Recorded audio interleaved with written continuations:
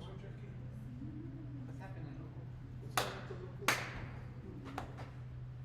Okay, no. What's new? Same old, same old. Remember, I was thinking last time. Remember those blue pills and stuff? I was thinking about that the other day.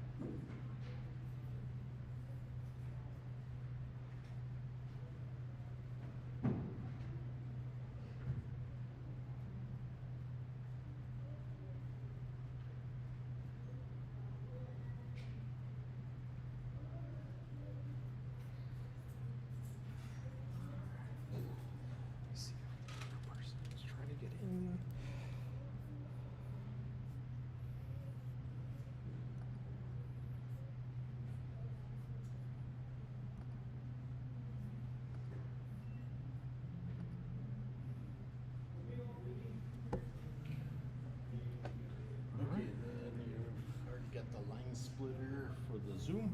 Yes. So whenever we need to jump to this one to show anything, we'll just push 2 on that one. Yeah, number 2. And then they'll show up there. And I have it set to the presenter being the full screen. Perfect. Okay. The only thing is, I just need one more device over here to show when you present stuff on that side. Let me go grab it.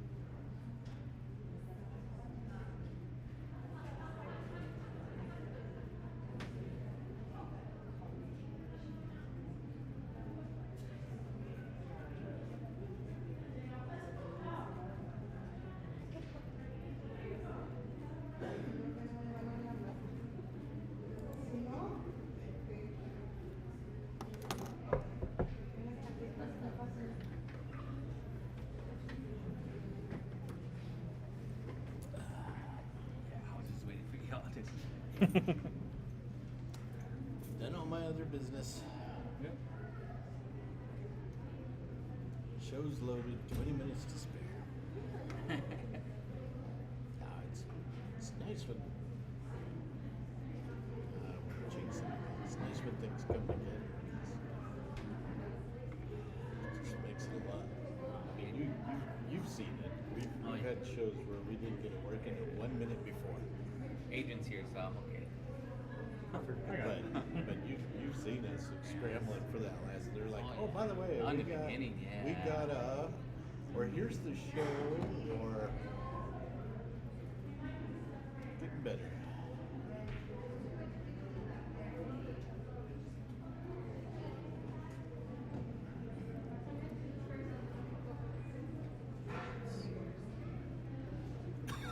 Probably good to reevaluate for next year what would make things go better, just to improve whatever we can. I mean, like here, I'd rather have like built-in monitors, one splitter, two of them. Right.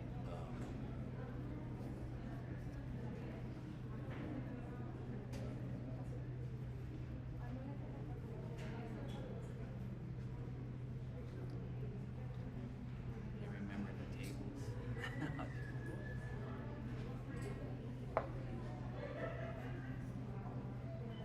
You guys done good. You guys done good.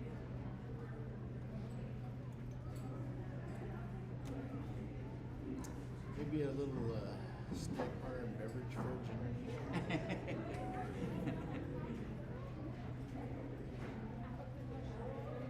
It doesn't let me log in with my password. Normally I use a PIN.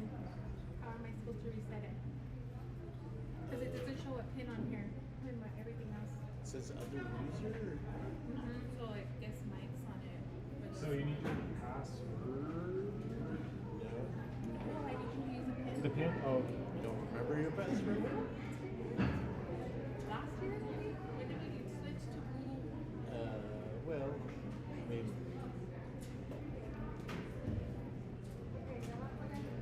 do you want to reset a password? well, but that's the Windows login password. Oh, I can. I want to take it away from what you're doing. We're, in theory, we're good to go. But if it all fails, then we have somebody to blame. Okay, I'll take it.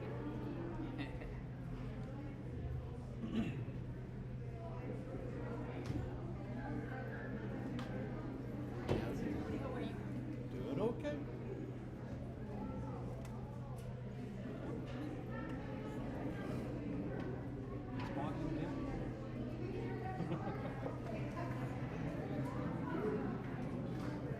Do you need to my login? Yes. Let's see which one works faster, the computer or my phone. Test 1, 2.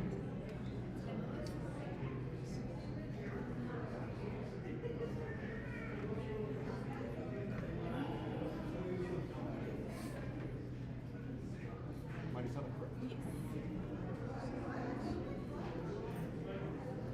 So.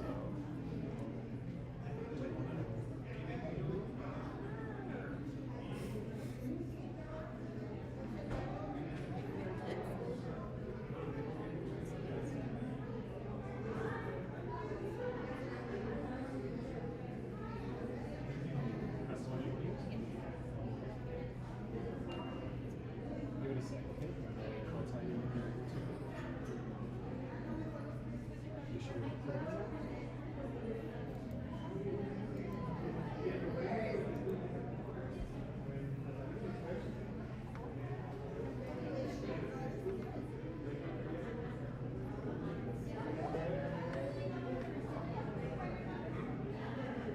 And I just might ask for your phone to do the verification. Yeah. Which one looks like Thank so you. your pin's still going to work on your other device. Okay. But if it signs you out, it's going to be It's that with that password. password. Okay, thank you guys.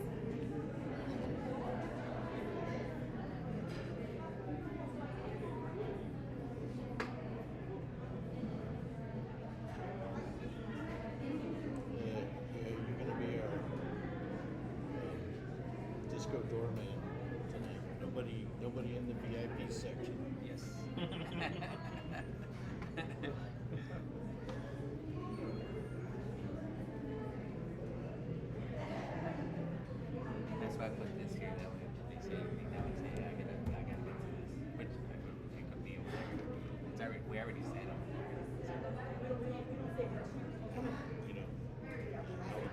truthfully, a lot of this is because I want an area that I can hang out in and do stuff and didn't have to just sit in my hands doing that, playing games. Right. There's a bunch of the guys out there just playing games and Yes. and I wanted something to do, so I'm like, let's build it. Let's build it.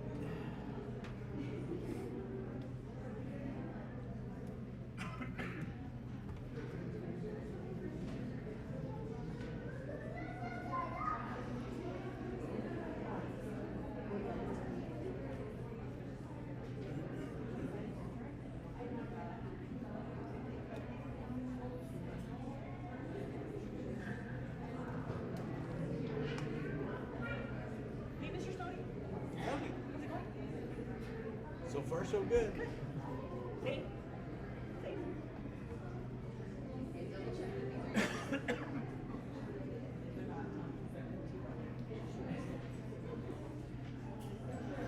Anytime you hear me say so far so good, there's an old movie and I wish I could remember what it was.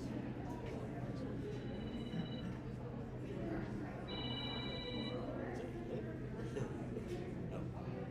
Anyway, there's an old movie and in the story there was a guy that was in a stressful situation. Like, how's it going? He's like, I'll tell you a story.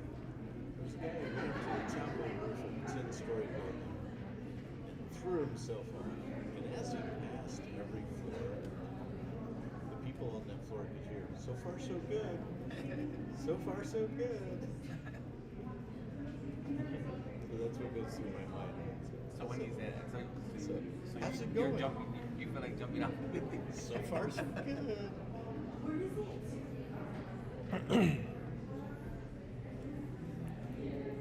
So far, so good. I need to put the air conditioner on like 60. Well, as soon as I get through all the awards, all these people are gonna be Yeah. That's why I dress in the layers, because it's going to get warm, and then the AC will kick back on, and then we get cold.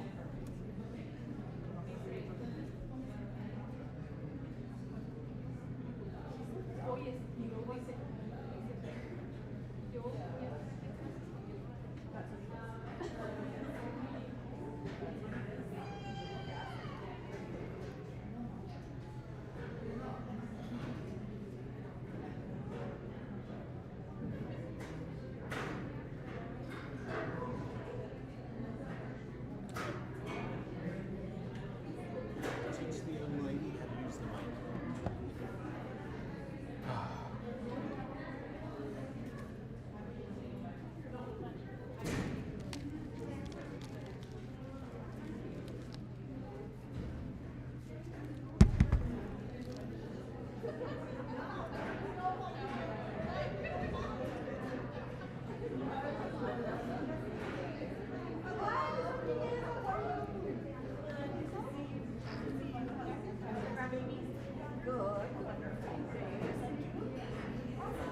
12 minutes. 12 minutes.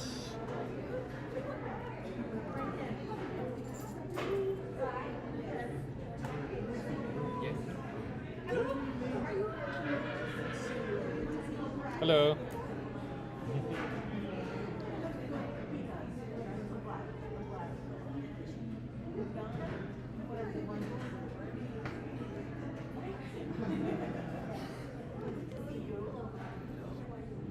Good evening.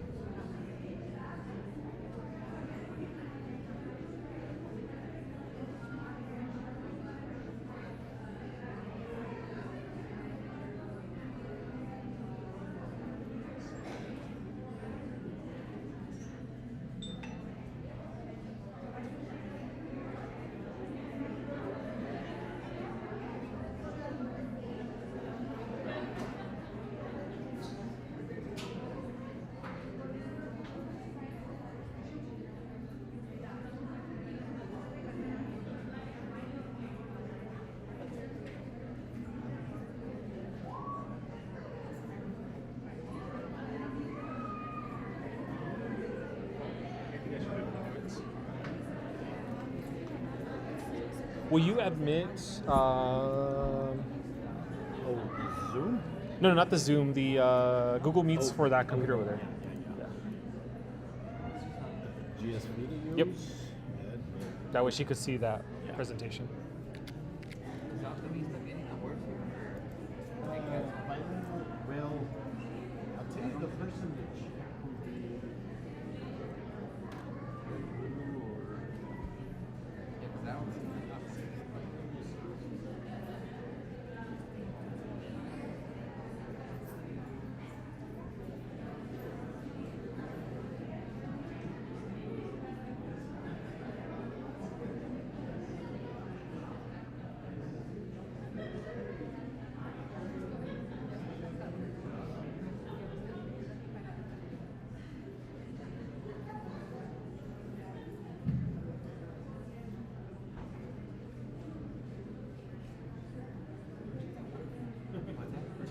Oh, I know. For us, yeah, I don't see Alta Vista. I see bilingual Salesforce because I know they made changes.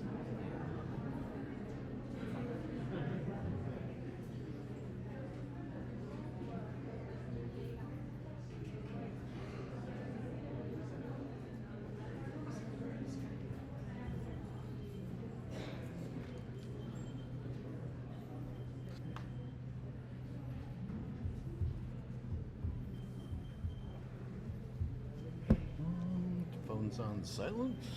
Oh.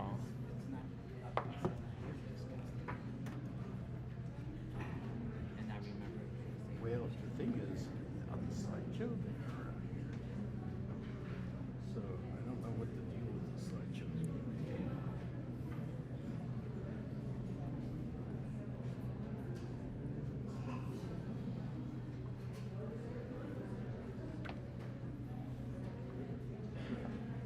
It's good to go.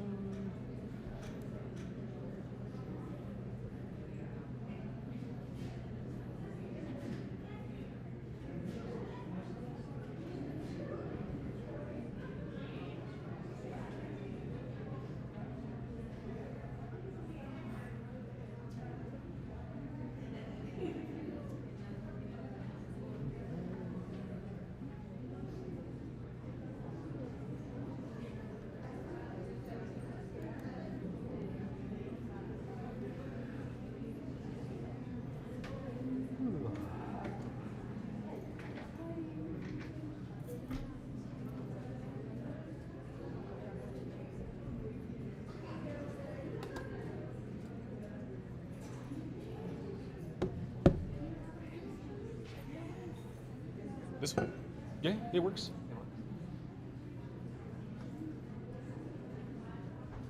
That's the one I usually do like when I do the Zoom meetings, I test that one, yeah.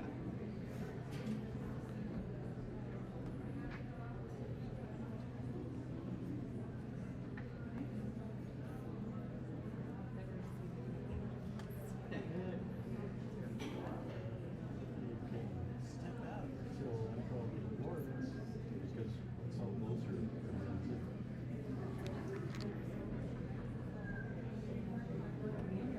No, you're fine. You are fine. No worries. No worries, no worries.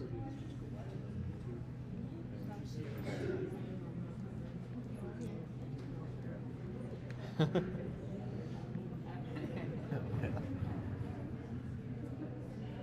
that's like that one that we had to wait on the weird one, the last board meeting. I just went in the office and watched the YouTube until I saw them come out.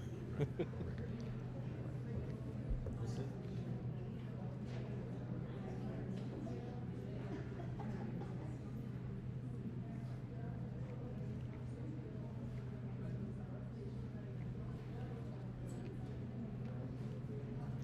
What we need in here is a clock.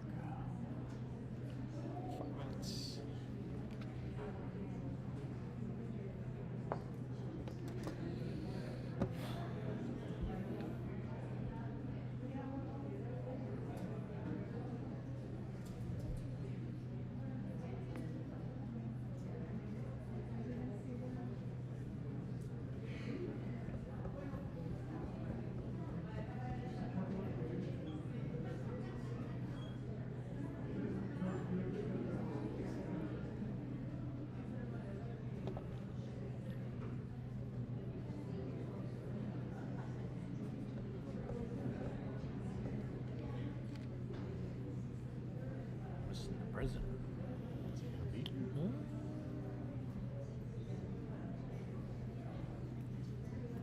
4 minutes. Yep.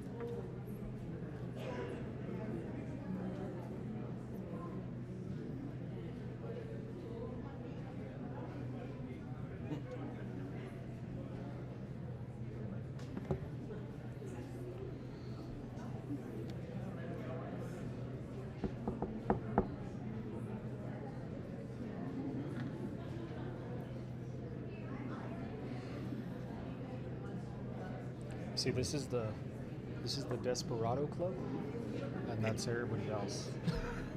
They can't get in. Oh, hey, Senor.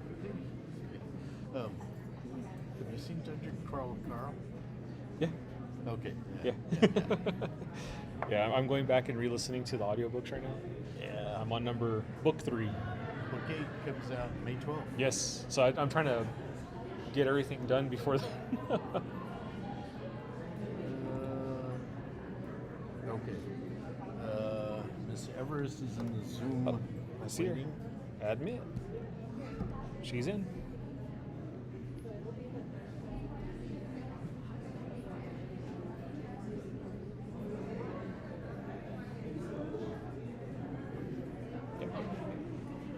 Hello. All right. Yeah, she's in, so we're good to go. Okay. If she wants to pull up her presentation now, that way it's just there, she can. If she wants, it's not a big.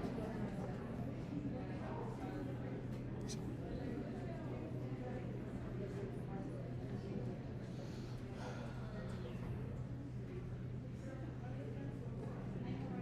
Two minutes.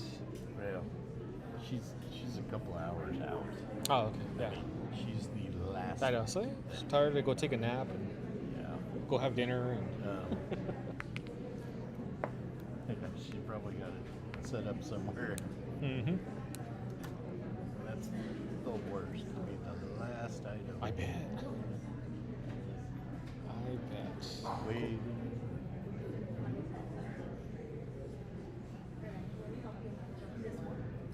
Okay.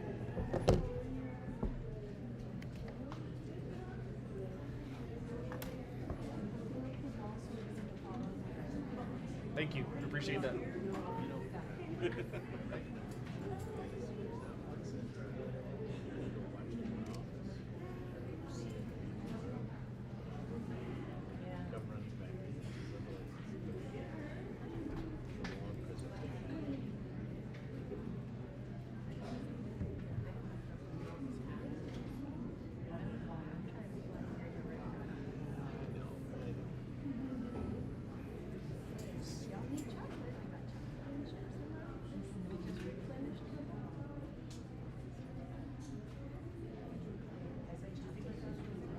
Who's it? I got chocolate.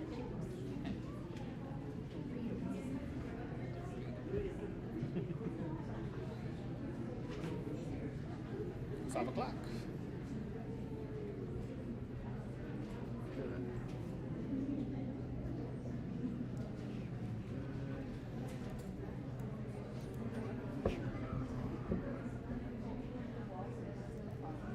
Good. You're so nice. I'm so happy that somebody's taking care of you. Lucky you. Right. Just push the button. Then you'll just mess up this Zoom meeting, nothing crazy. Then you'll just mess up this Zoom meeting, nothing crazy. See, so. Something's live.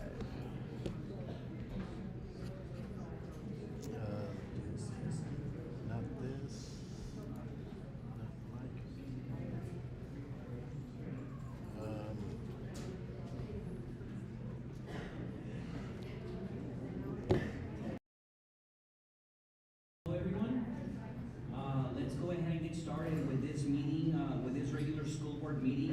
Gadsden Administrative Support Complex, Gadsden Administrative Complex, this Thursday, April 23rd at 5 p.m.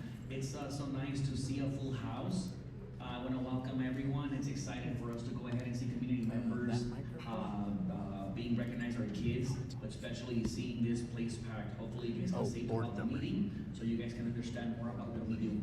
Thank you. Ms. Mary Lou, can you go ahead and take a roll call, please?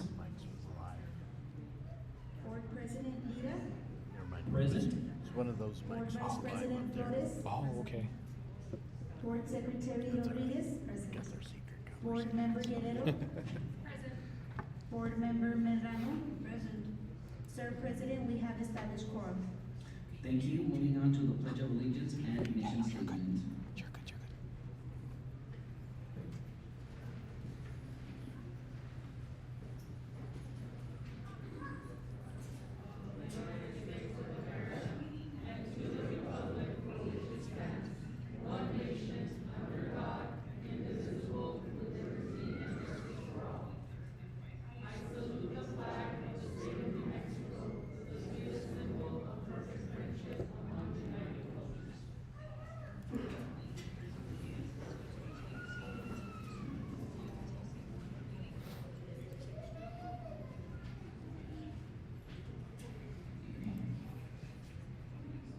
Can I go ahead and have Ms. Board Secretary read our mission statement, please? The Gadsden Independent School District will provide diverse educational opportunities that empower students to be successful in an ever-changing world. El Distrito Escolar Independiente de Gadsden brindará diversas oportunidades educativas que capacitarán a los estudiantes para tener éxito en un mundo cambiante. Thank you. So now moving on to item 3, Superintendent District Updates and Recognitions. Ms. Tarazona. So today we have the Anthony New Mexico Lions Club donation, and Mr. Hector Giron will present that item.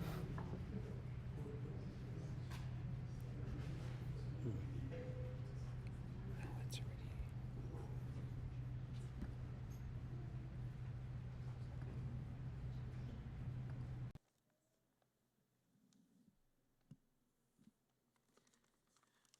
Good evening, everybody.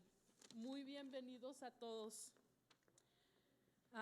Board members, Acting Superintendent Tarazona.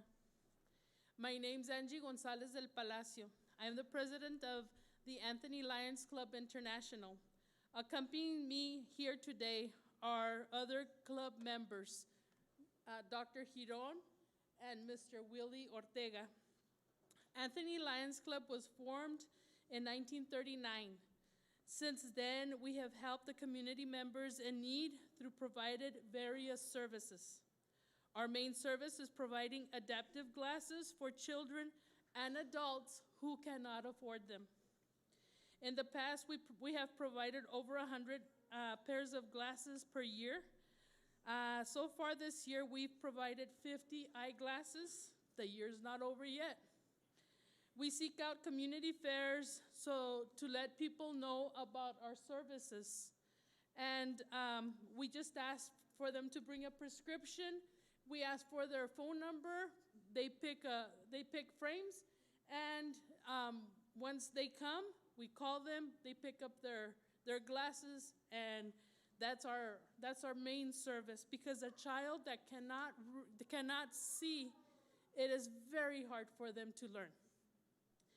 So providing eyeglasses to people in particular, the school children, because it's so important for them to learn and to be independent in their learning.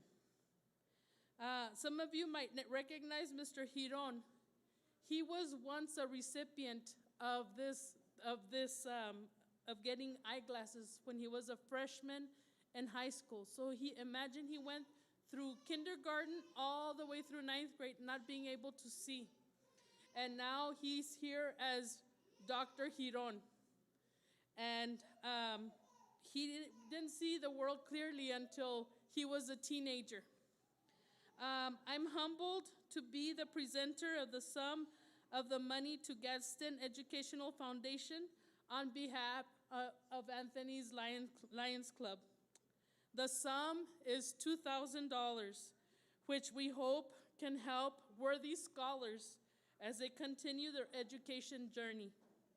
We hope to be able to continue to help Gadsden Educational Foundation in the coming years. It takes a village. The majority of our members are graduates of Gadsden High School, and we are paying it forward through this donation.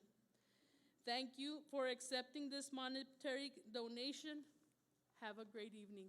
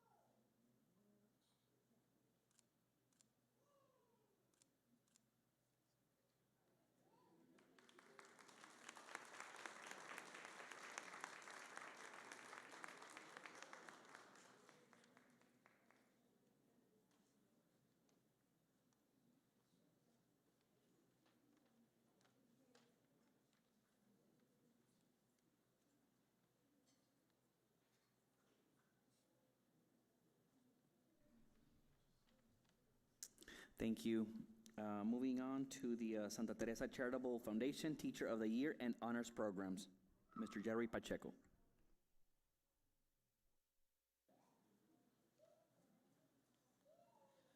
Mr. Chair, members of the board, we're happy to continuously support the Teacher of the Year banquet and the awards that we give to the Teacher of the Year. You should have seen my office this week. It was a mess because my staff is preparing a special gift for every Teacher of the Year for tomorrow's banquet. So we're happy to donate $1,000 to tomorrow's banquet.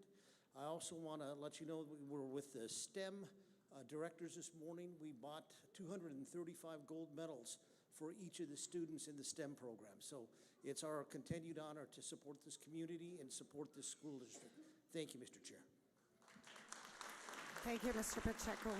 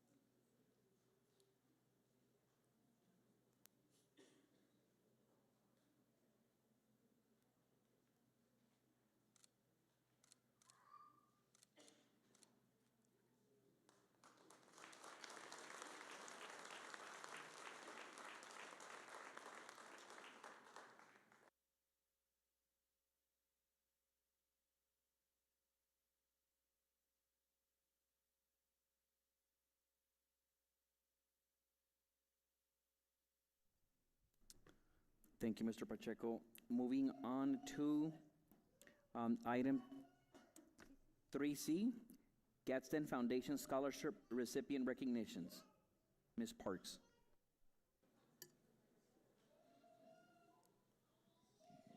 Good evening, President Lira, members of the board, and Interim Superintendent Tarizona.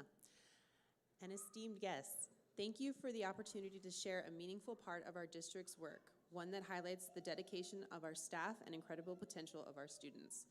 The Gadsden Foundation Scholarship, funded entirely through contributions from GISD employees and community members, is a proud tradition that awards a one-time scholarship to 13 outstanding seniors from across all high school campuses each year. This initiative reflects our collective commitment to supporting students in their pursuit of higher education and stands as a lasting symbol of the care and generosity within our GISD community. Ms. Mary Lou Mendoza, our counseling specialist, will introduce our counselors to introduce our students.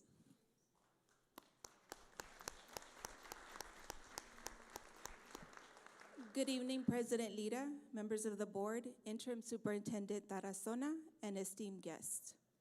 We are honored to have our counselors from each campus here today to present brief biographies of their GFS recipient students they have guided and supported through academic journeys and whose stories are a testament to the bright future we all work to nurture. Students, when you called up to the front, please remain standing so that we can take a group photo. We will begin with Alta Vista Early College High School, and presenting on their behalf is Principal Ida Gensler.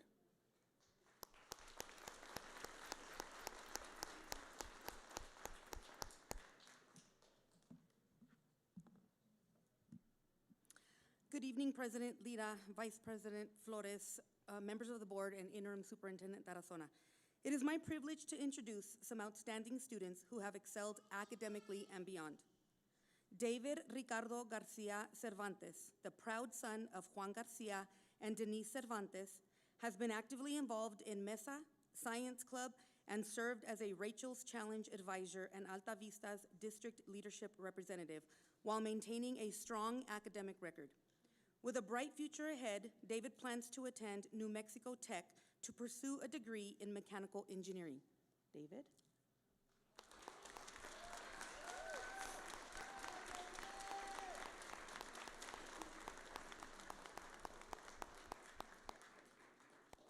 David has been recognized for placing 3rd place at Mesa USA Nationals, 1st place 2 times for the InnoVenture Challenge, 1st place for KTSM Weatherfest, and was recognized by Chevron at the Governor STEM Challenge, and 1st place for BPA Video Production Team Competition.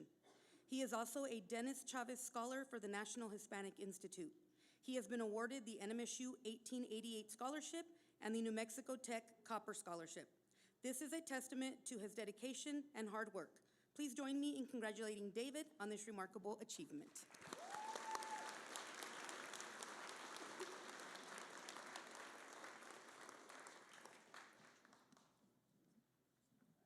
Houston Villegas, the proud daughter of Juliana Hernandez, has been actively involved in National Honor Society, Class of 2026 Vice President, and Bold Futures of New Mexico. With a bright future ahead, Houston plans to attend New Mexico Tech to pursue a degree in biochemistry.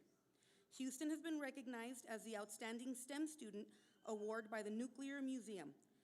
She also was a winner in the New Mexico Governor STEM Challenge and placed 2nd in the Chemistry Olympiad at the UTEP Geoscience Fair and was the reserve champion for the Southern New Mexico Agri-Science Fair. She has been awarded the NMSU Hadley Honor Scholarship and the New Mexico Tech Minerals Scholarship. This is a testament to her dedication and hard work. Please join me in congratulating Houston on this remarkable achievement.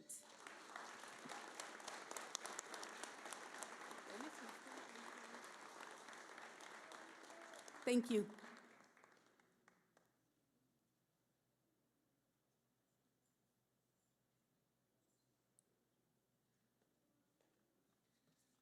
Next, we will have Ms. Guadalupe Pino from Chaparral High School.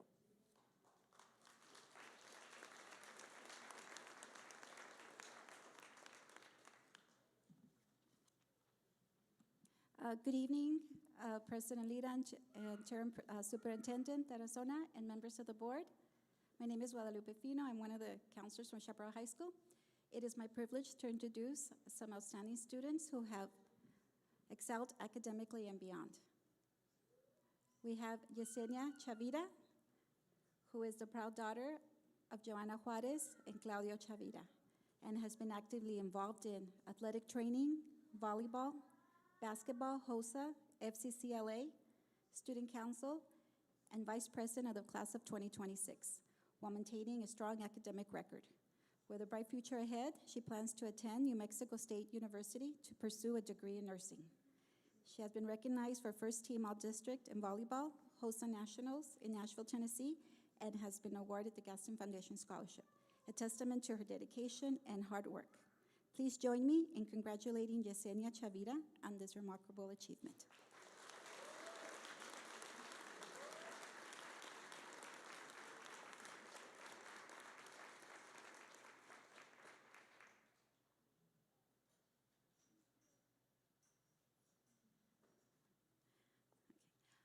Our next scholar is Irie Hernandez, who is the proud daughter of Desiree Hernandez and Carlos Torres, and has been actively involved in volleyball and track. She was team captain in both, FCCLA member, and National Honor Society historian, and participated in Trio Upward Bound, the Trio Upward Bound program, while maintaining a strong academic record. With a bright future ahead, she plans to attend the University of New Mexico and major in psychology, as well as participating in UNM's Air Force ROTC program. Irie Hernandez has been recognized for CTE statewide advisory as a statewide advisory board member and has been awarded the Gadsden Foundation Scholarship, a testament to her dedication and hard work. Please join me in congratulating Irie Hernandez on this remarkable achievement.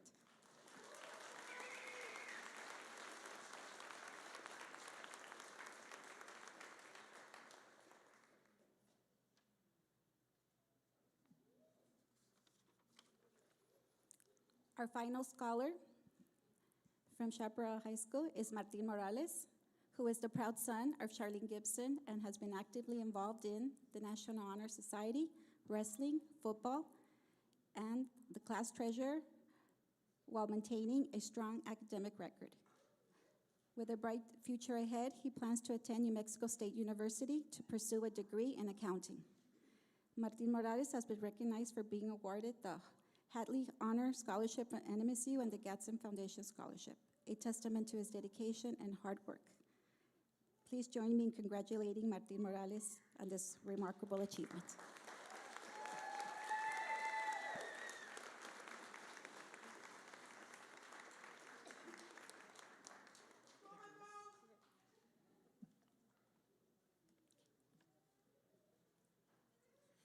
Next, we have Ms. Elizabeth Silva, who will be presenting for Gadsden High School.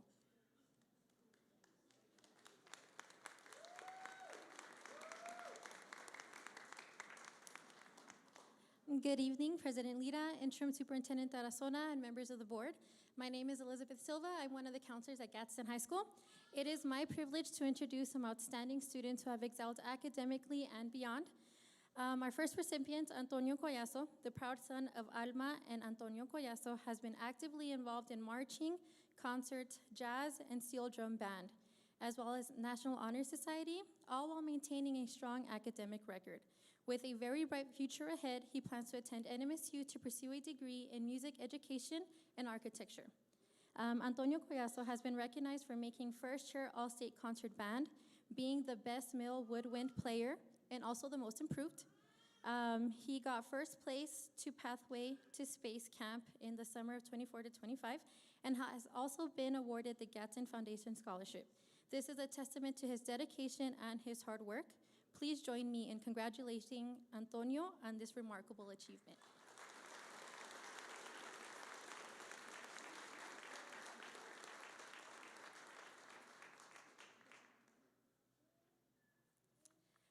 Up next, we have Sol Marquez, the proud daughter of Soledad and Patrick Marquez. She has been actively involved in National Honor Society, Best Buddies. She is a member of the tennis team and student council. She participated in all this while maintaining a very strong academic record. With a bright future ahead, she plans to attend New Mexico State University to pursue a degree in communication disorders. She plans to become a speech pathologist. She has been recognized for being an honors student and has been awarded the Gadsden Foundation Scholarship, a testament to her dedication and her hard work. Please join me in congratulating Sol Marquez on this remarkable achievement.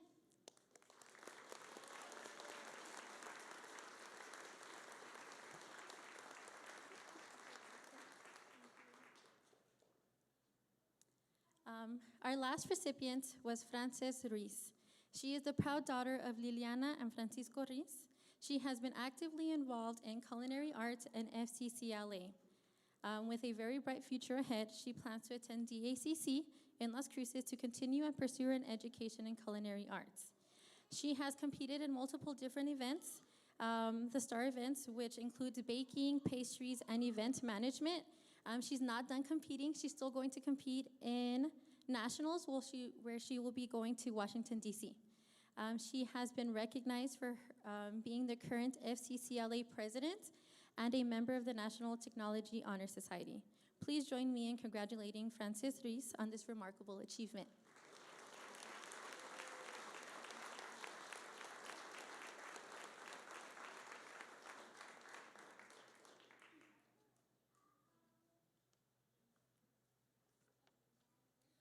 Next, we have Ms. Isabel Sepulveda from Desert Pride Academy.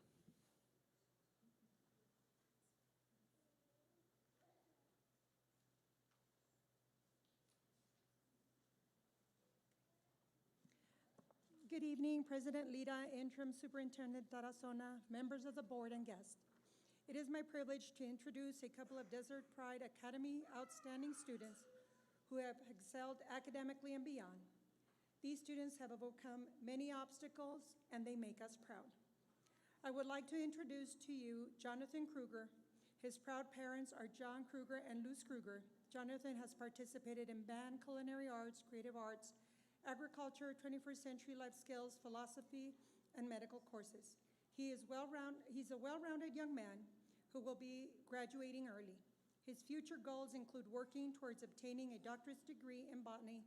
His plans include attending DACC, NMSU, and Western New Mexico University with a focus on botany and horticulture, a profession that will be a great benefit to the community. He is currently applying for the Boone Transportation Scholarship and feels honored to be a recipient of the Gadsden Foundation Scholarship. Please join me in congratulating Jonathan Kruger on this remarkable achievement.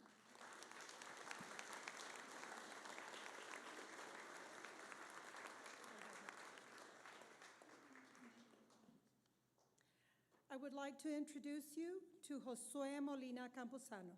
His proud guardian is Sandra Garfio. Josue has volunteered at a medical clinic for many years. Because of this experience and seeing the medical needs of his grandparents, his future is to go into the medical field. He is interested in achieving his goal of becoming a cardiologist. He plans to attend school at DACC, NMSU, and Texas Tech. With this career, he hopes to give back to the community. He has achieved his bilingual seal and is grateful to be a recipient of the Gadsden Foundation Scholarship. Please join me in congratulating Josue Molina Camposano on this noteworthy achievement.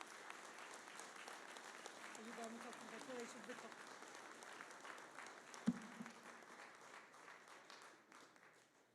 And finally, we have Ms. Melissa Cobos presenting for Santa Teresa High School.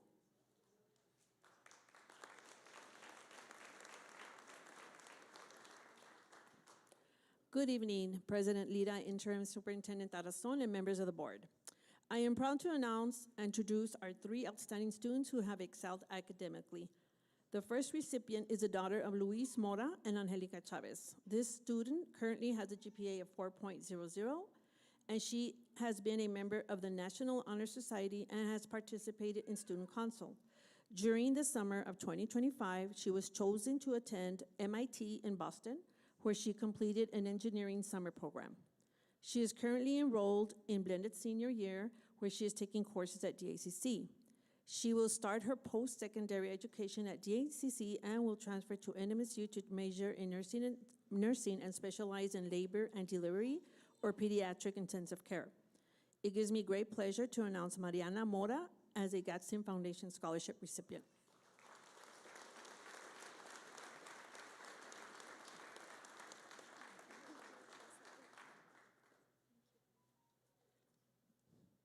Our next scholarship recipient is a daughter of Hugo and Rosa Rodriguez. This student currently has a GPA of 4.16. She has been a member of the National Honor Society as well as the president of Student Council. She is a former junior class ambassador and is currently the senior class ambassador. In addition, she is part of the tennis team and is currently enrolled in blended senior year where she is taking courses at DACC. This young lady has also been recognized by the College Board as being an AP scholar. She will be attending NMSU where she will be majoring in accounting. It is my honor to announce our second Gadsden Foundation Scholarship recipient, Paulina Rodriguez.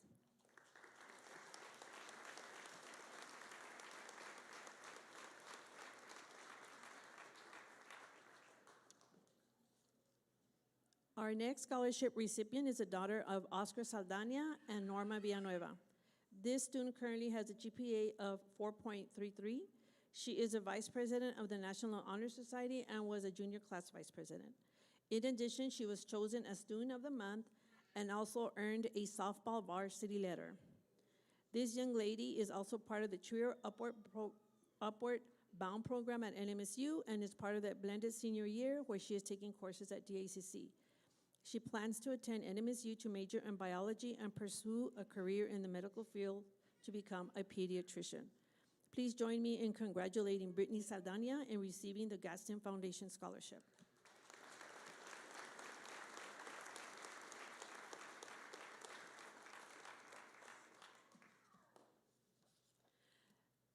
This concludes the recognition of our Gadsden Foundation Scholarship recipients. Let's give them all a round of applause.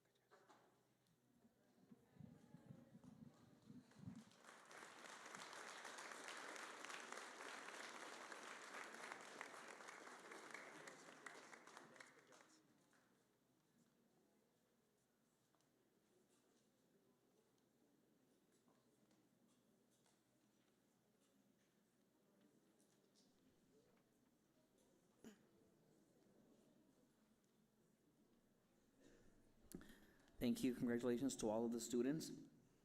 And moving on to item 3D, bilingual seal recipients for GHS, Mr. Carrasco.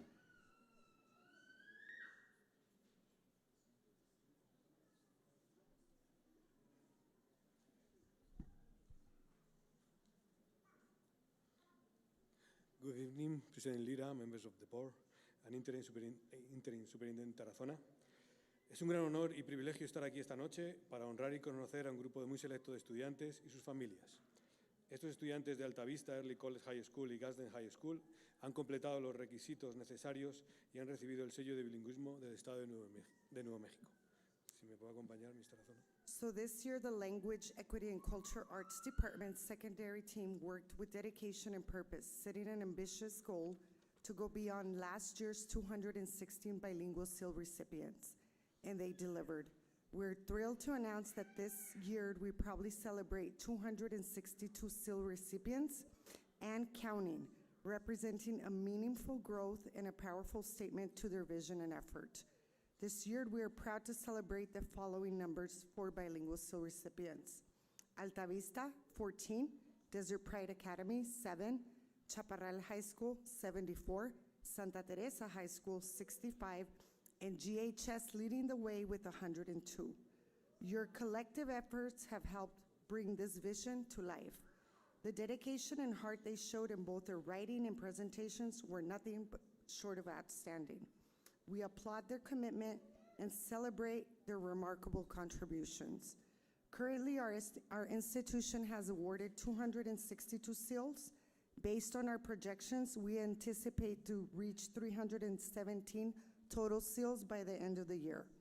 The increase depends on several factors, including the completion of coursework, advanced stamps test scores, and essay submissions, which shows some students have not yet fulfilled.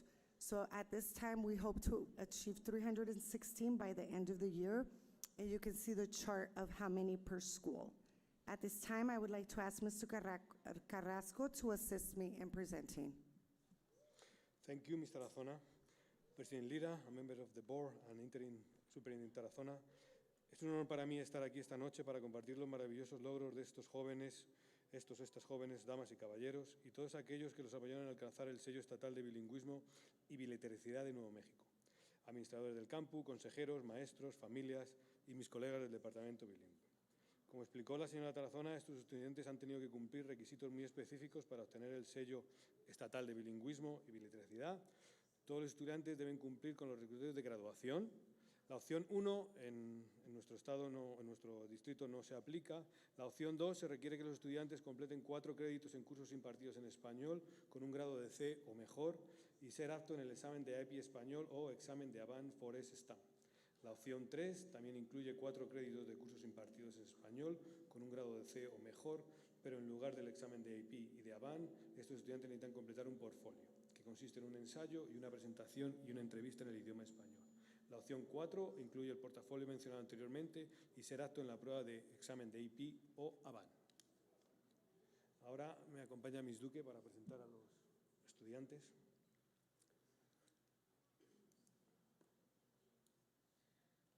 President Lira, members of the board, and Interim Superintendent Tarazona, before we recognize and present award letters to our bilingual seal recipients, we would like to sincerely thank Curtis Gomez and Ann Lowe from Flashlight 360 for their donation of 150 gift cards, Jerry Pacheco from the Santa Teresa Charitable Foundation for their donation of 50 gift cards, and Parsa Rezvani from Everest Analytics for their donation of 50 gift cards. We greatly appreciate their generous contributions. Thanks to their support, each student attending today will receive a gift card and letter of recognition in honor of their accomplishment. We deeply appreciate Flashlight 360, Santa Teresa Charitable Foundation, and Everest Analytics' dedication to uplifting and celebrating bilingualism in our student community. We would also like to recognize and thank Ms. Teresa Ortega, teacher from Gadsden High School, our dual language teacher of our very first dual language graduating class of 2026, many of whom will be recognized today. It is my pleasure to present the recipients of this year's New Mexico State Seal of Bilingualism and Biliteracy. Students in attendance at this time, as you hear your name, please stand and come forward to be recognized for your bilingualism and biliteracy. This year's recipients of the New Mexico Seal of Bilingualism and Biliteracy are from Alta Vista Early College High School, Samantha Aguirre,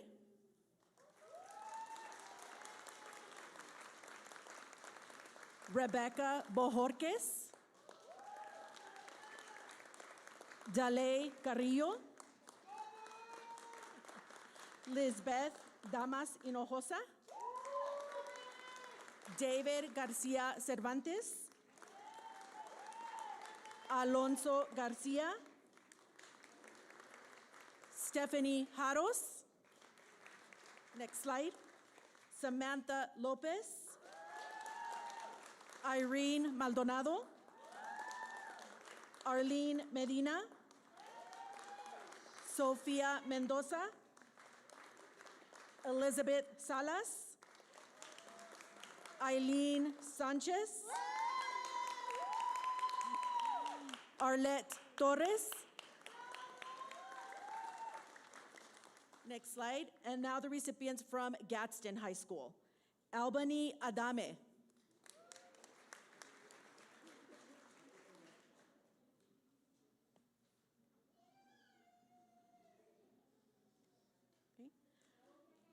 Carlos Aguirre Villa.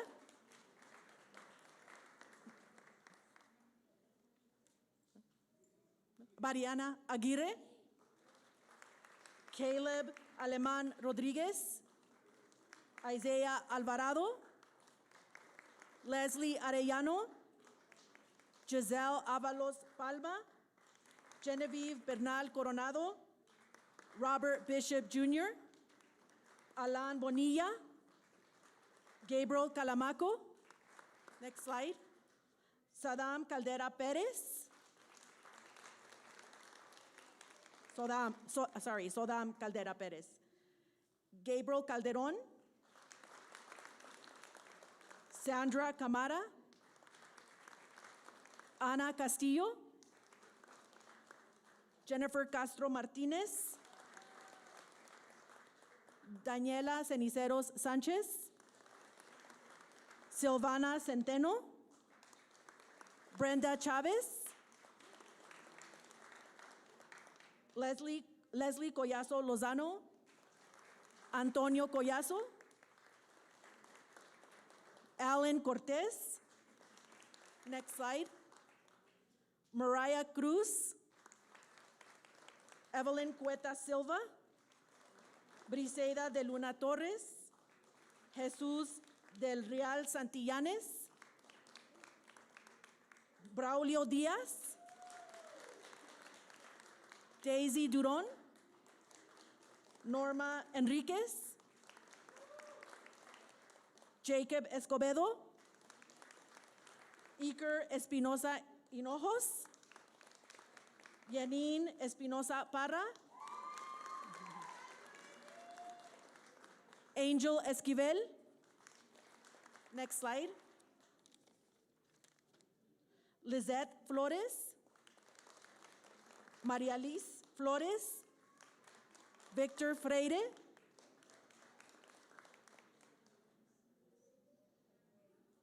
Michelle Frias Viesca. Jacqueline García Pérez. Valentina González Flores. Oscar González Cuevara. Marlene González. Kimberly Guerra Wang. Giselle Guzman. Angel Hernandez. Next slide. Yvette Hernandez. Valeria Ibarra. Melanie Jimenez Romero. Abraham Lascano. Yatsiri Lascano. Andrés Leighton. Jennifer López Salazar. Arturo López. Jasmine López. Kenny López. Luis Loya. Next slide. Itzel Martinez. Jocelyn Martinez. Angel Medellín. Juan Meraz. Brisa Montiel Lareta. Alexa Murillo Dávila. Alejandra Murillo. Camila Nevares González. Soledad Olivas. Juan Ortiz Jr. Manuel Ortiz. Next slide. Nathan Osaeta. Mia Paredes García. Marely Pineda. Giselle Piñón. Alexandra Portillo. Martín Prieto. Luna Quesada. Kevin Quiroz Durán. Sherlyn Ramírez Flores. Victor Ramírez Andrade. Joshua Ramírez. Next slide. Ashley Retana Duarte. Tadeo Rico Hernández. Luis Robles Acosta. Brittany Rodríguez. Daniela Rodríguez. Amy Ronquillo. Sebastian Ruiz Méndez. Francis Ruiz. Evelyn Sainz. Jennifer Salinas. Giselle Sigala. Next slide. Adrian Silva, Daisy Smith, Diosmani Soriano Parra, Julisa Soto, Alejandra Suarez Mendoza, Natalie Tafoya, Eileen Terrazas, Wendy Terrazas, Kevin Tonche Herrera, Giara Tovar, next slide, Aaron Valenzuela, Valentin Varela, Julio Velasco Gonzalez, and Maylene Villa Herrera.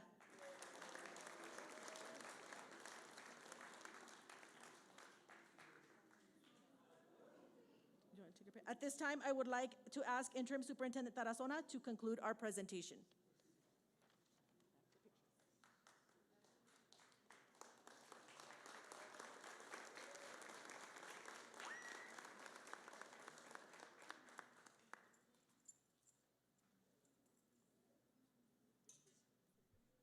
To conclude, I would like to extend a special thanks to parents, principals, counselors, and teachers who have partnered with us to achieve this award for our students. Their support has been valuable in every step of the way. Para concluir, me quería extender mi más sincero agradecimiento a los padres, maestros y consejeros y directores por su apoyo en el bilingüismo de los estudiantes. Su dedicación es fundamental para dar forma al futuro de nuestros estudiantes y lo apreciamos profundamente. Muchas gracias.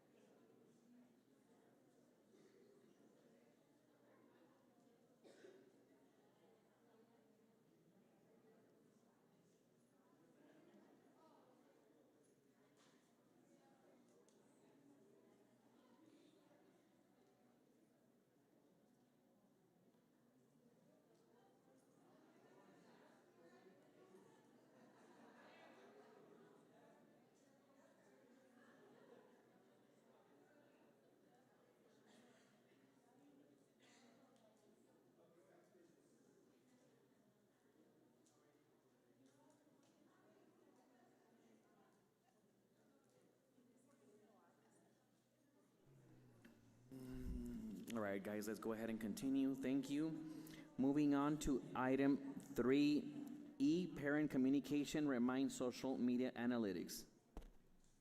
President Lira, there is no report at this time. Thank you. Moving on to item 3F. This is student activities. Student representative Brisa Ramirez. Good evening, President Lira, Interim Superintendent Tarazona, and members of the board. I am proud to share with you some of the exciting things we have been doing at Desert Pride Academy. We held a college and career fair during the fall semester. Doña Ana Community College visited our school several times to give students information about college and help them apply. We hosted FAFSA events to help students and parents complete financial aid applications. We also invited DACC support programs to show students what help is available once they start college. We assisted students with applying them for scholarships. Our New Mexico grad students visited New Mexico University to explore careers and experience college life.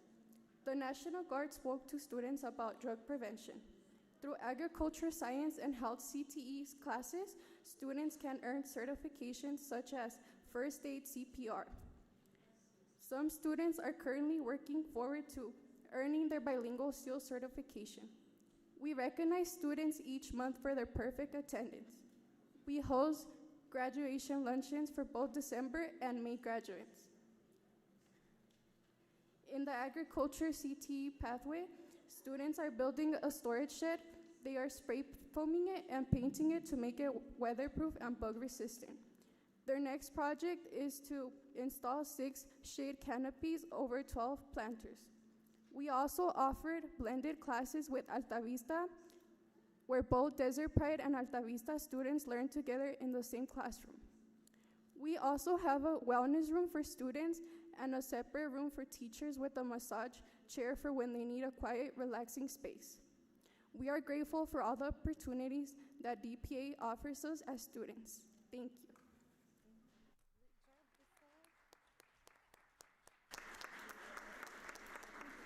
Brisa, thank you for your report. Now moving on to item 4, board member report. Board member Ms. Corina Medrano. Well, first of all, congratulations to all the students who received the scholarship and who received the seals. It's a great pleasure and honor to be here when these are being handed out. Thank you, Brisa, for your report. It was very informative.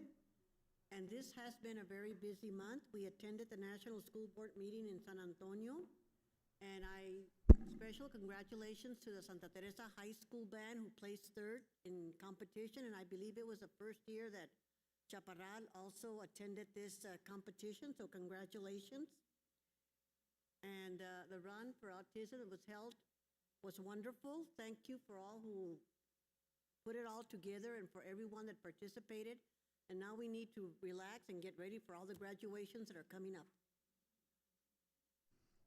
Okay, moving on to board member Ms. Priscilla Guerrero. Good evening. First of all, I do want to apologize. I was not able to attend the conference in San Antonio. I did experience a loss in my family. I did lose my grandma. So I stayed behind to be with my family and be with her for the services. But I know my fellow board members came back with lots to share, and I can't wait to hear from you all from how that went.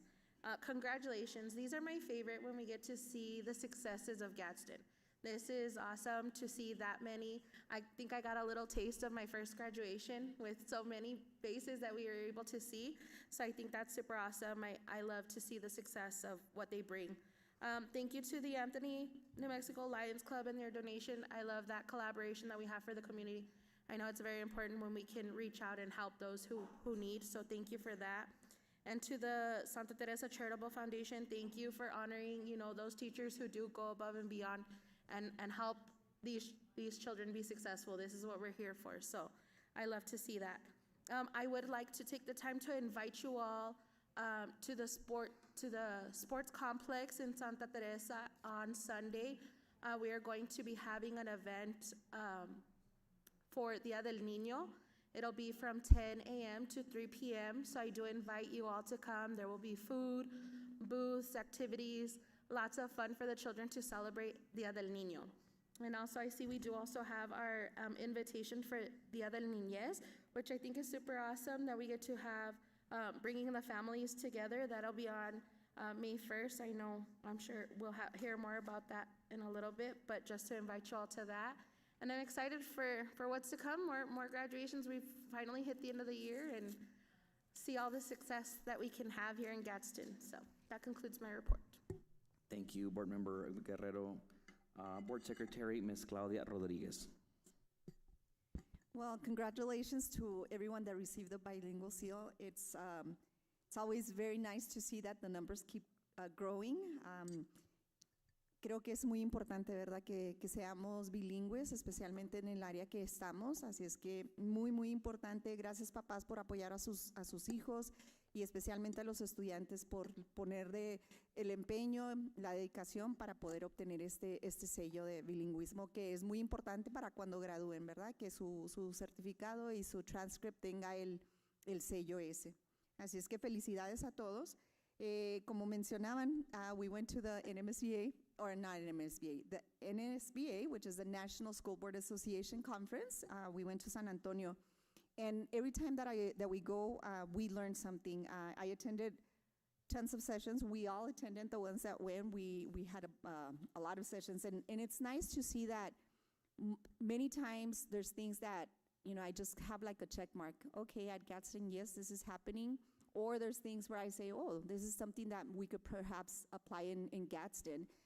One of them that I really, really would like to see something of that nature, perhaps here, it was titled, Let's Talk, Listening Our Way to Stronger School Family Partnerships. So it's that one, what they talked about is that they have like a meet and greet with the board, with directors from the schools, and so there's tables and the parents are able to go around, and I think that's a wonderful way to get to know each other, because many times we see faces, but we don't even know what area or what department the people are in, or even with the board, right? Like they don't understand what our role is. So having those conversations, and you don't do anything, the ones on the other side don't do anything. It's the parents that do the talking and questioning, but we don't respond. It's all just so that we hear what they have to provide. So I love that one. There were many of them that I attended, like I said, and I learned a whole lot. And I do plan on getting sending more information out to that, like perhaps we could apply here. And yesterday I attended the Let's Talk Youth Vaping over at North Valley. And it's a wonderful thing. There was a collaboration between 3 agencies. The DEA was one of them, and the National Guard, I believe, and I think it was the UP Coalition. So having these groups come to our schools and present so that we're aware of what to look for, I do recommend and I encourage all parents to participate when there's things of this nature, because it's only making us learn and become better parents and be vigilant of what our kids are doing and what they shouldn't be doing. Also at Gadsden High School, for the first time I attended in person, it's the Battle of the Food Trucks, I think. I'm not quite sure what the title of it is, but it's the culinary kiddos that they design a little food truck. And this little food truck, they have to have their menu, and then they have to make something from the menu so that you get to taste that. And then you have to, since I was there, the people that go, we have to vote. And it's so difficult because everything was delicious, everything. So it's something, congratulations to all the kids that participated. It has grown, just as the bilingual seal. This has grown. Before they used to have it at the Panther Hut, which is a smaller location. Now they had to go into the gym because it's grown that much. So congratulations to everyone. And to our professional administrative assistants, thank you for all the work that you do. Ms. Mary Lou, thank you for everything that you do for us. She's always on target for everything. She's ready and prepares us for whenever we're having trips. She's just there. So again, thank you, and keep going with that. Yeah, greatly appreciate it. And that concludes my report. Thank you, Board Secretary, Ms. Rodriguez. Moving on to Board Vice President, Ms. Laura Salazar Flores. So I'd like to good evening, everybody. Thank you for joining us, to those of you who are here in person and those of you who are watching us live and those who will watch us on recording later on. Thank you for doing that. I'd like to piggyback first what Ms. Rodriguez was saying is thank you, Mary Lou, for always making those preparations when we travel and for board meetings, and thank you for having the patience to ask Ms. Flores, ¿tiene recibos? And I'm like, yes, I brought you some receipts today. So. Anyways, so also congratulations. This is one of my favorite times of the year, as we get closer and closer to graduation, but also one of my favorite certificates is the bilingual seal. So I really appreciate the hard work of the Language, Equity, and Cultural Arts Department that is led by our director, Novia Tarazona. Thank you so much for all the hard work that you do, because you are providing professional development, whatnot, to our teachers, and the opportunity for our students to one day, be very extremely employable, right? Because they're speaking a second language and they're biliterate. They can read and write and speak it. And to those kids, congratulations, because you're opening your opportunities. And something that's also very important to me is we're validating their cultural identity, in making sure that they keep that heritage language. So thank you for all you do, ma'am. And to all the bilingual teachers, dual language teachers, and each and every one of you in the department, thank you for all you do. And I also want to thank our Chief Academic Officer also for apoyando dual language. Thank you. Let me see. I also want to congratulate, because in the last times in personnel report, and then it came out this time, I do want to congratulate Saul Nunez, who I'm super excited that he's going to come to my community of Chaparral as the next, one of the assistant principals at Chaparral Middle School. So congratulations to Saul Nunez. Miss Kathy Williams, the principal, is I'm sure she's very blessed to have you. So congratulations, sir. And then also I'd like to congratulate Ileana Munoz, who was assistant principal at Loma Linda Elementary. Now she's going to be North Valley Elementary's principal. So Ileana, felicidades. What else? I'm looking forward to Teacher of the Year celebration tomorrow.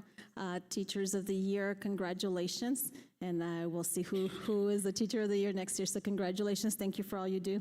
With that in mind, talking about teachers, upcoming May 4th through the 8th, we're going to be celebrating Teacher Appreciation Week, and take the moment to parents, kids, take a moment to appreciate your teachers, but also, not just the classroom teachers, there are educators.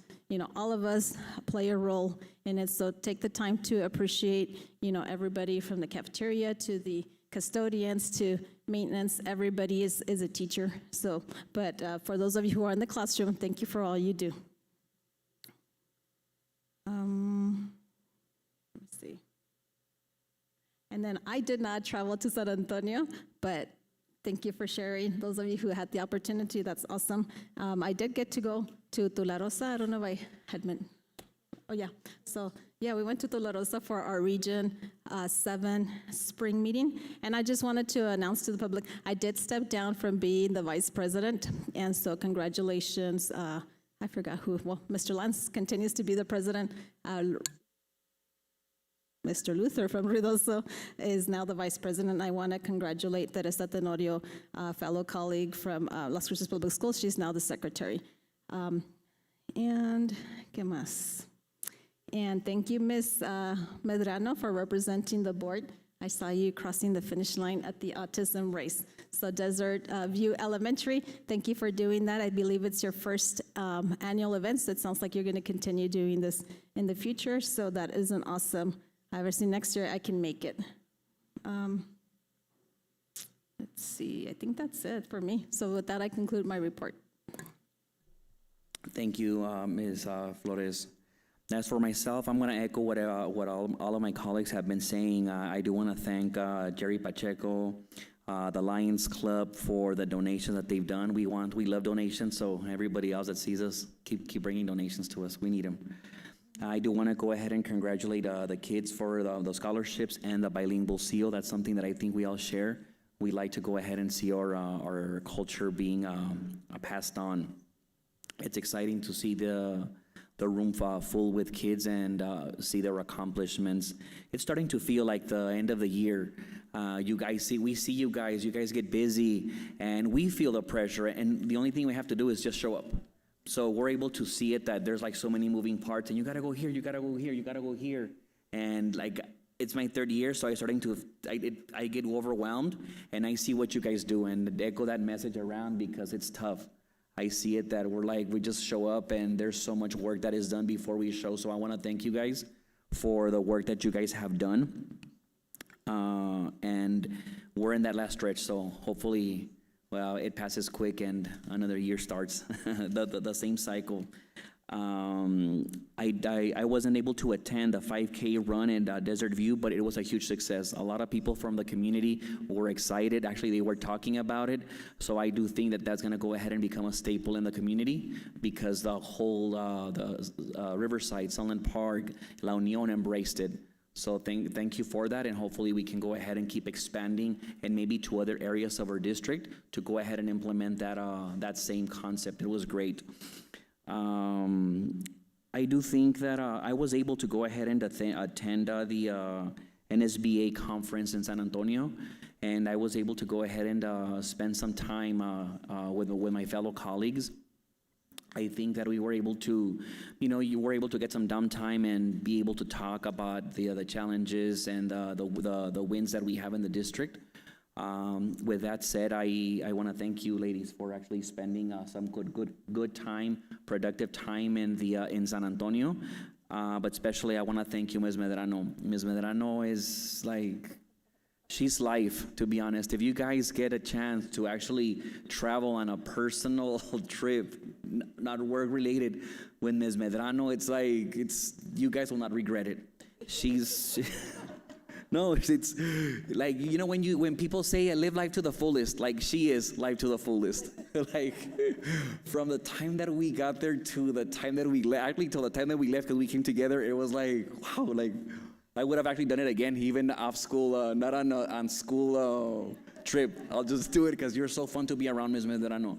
And we're able to see the facets of each other that we don't see in this setting. So I want to thank you for that as well. Thank you for making it a memorable event, and to all of you guys as well. And with that, that concludes my report. Thank you. So moving on to Equity Council report. President Lira, Dr. Valenzuela will present the report.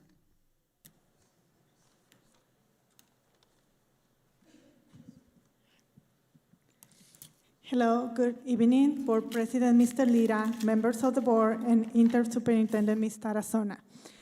We had our Equity Council meeting on Tuesday, April 14 at Santa Teresa High School Community Center.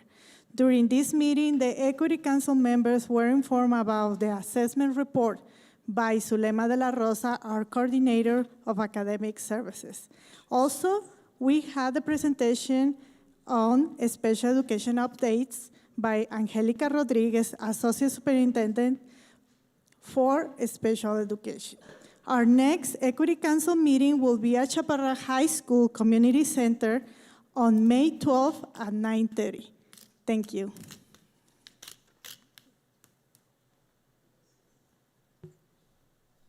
Thank you.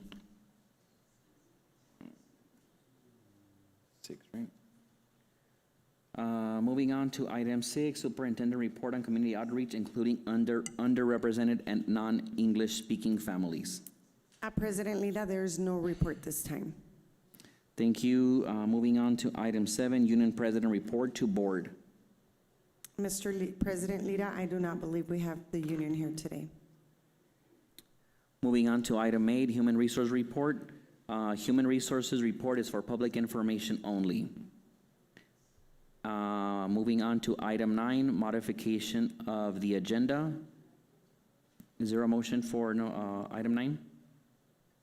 President Lira, I'd like to make a motion to accept the agenda as is.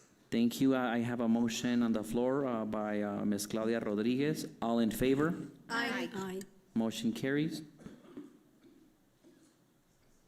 Moving on to the regular school board minutes for March 2026, item 10. Do I hear a motion for item 10? President Lira, I'd like to make a motion that we accept the regular school board minutes for March 2026. Thank you. I have a motion by Ms. Priscilla Guerrero. All in favor? Aye. Aye. Motion carries. Moving on to item 11, the consent agenda.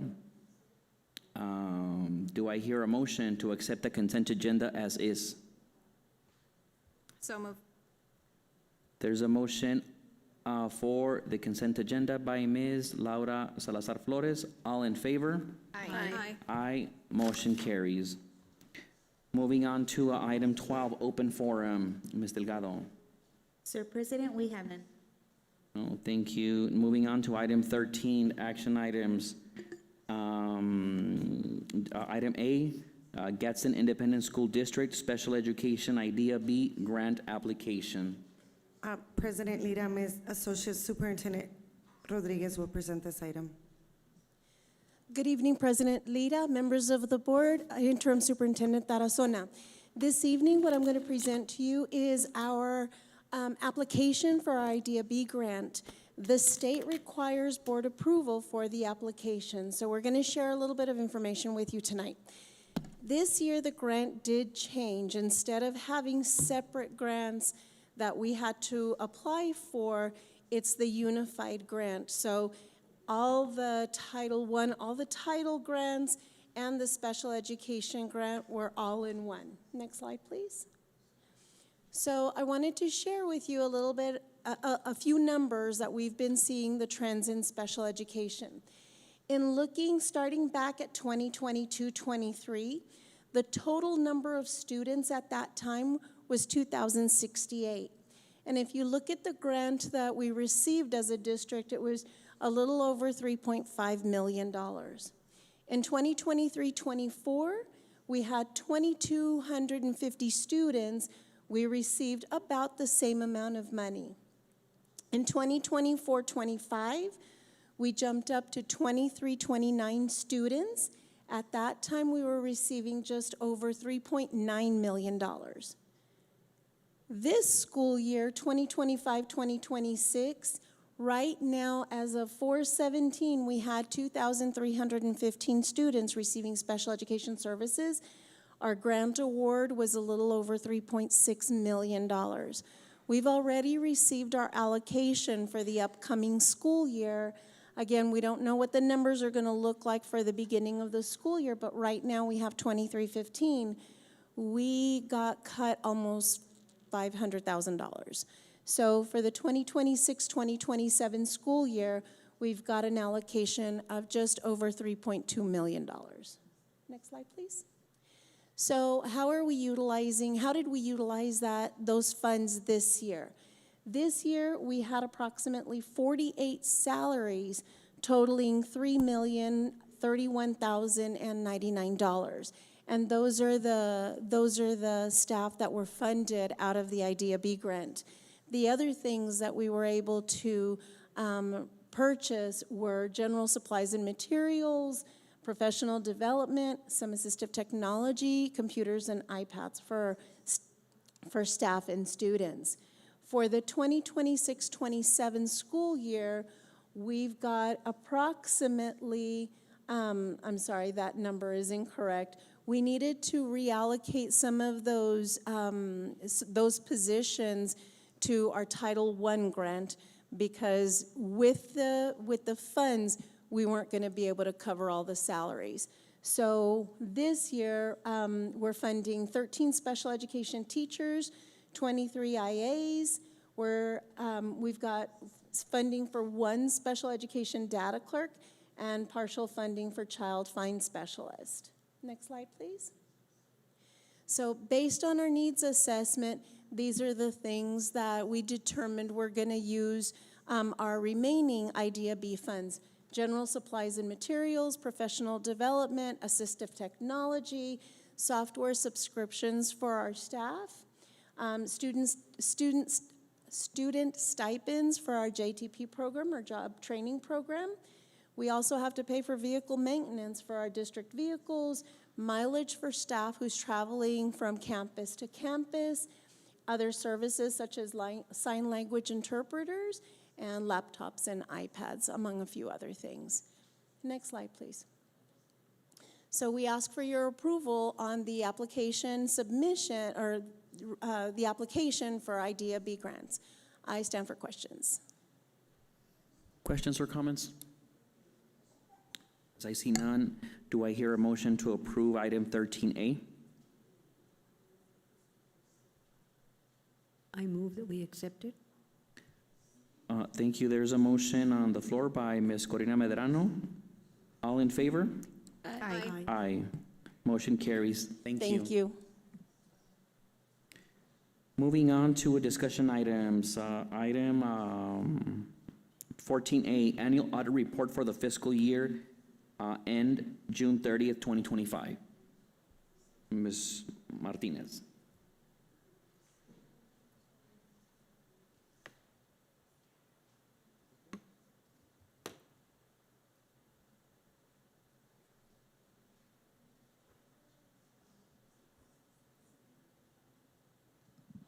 Good evening, President Lira, members of the board, Interim Superintendent Tarazona.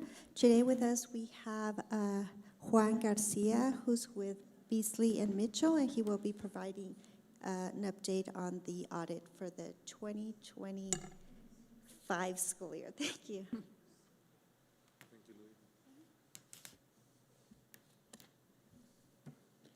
President Lira, Superintendent Tarazona, board members. My name is Juan Garcia, as Ludim said. I am audit manager for Beasley Mitchell and Company. I'm here to present the audit results for fiscal year ending June 30th, 2025. Go to the next slide, please. I want to start by thanking management. Ludim and her team and all the program managers have been wonderful. They provide all the information timely.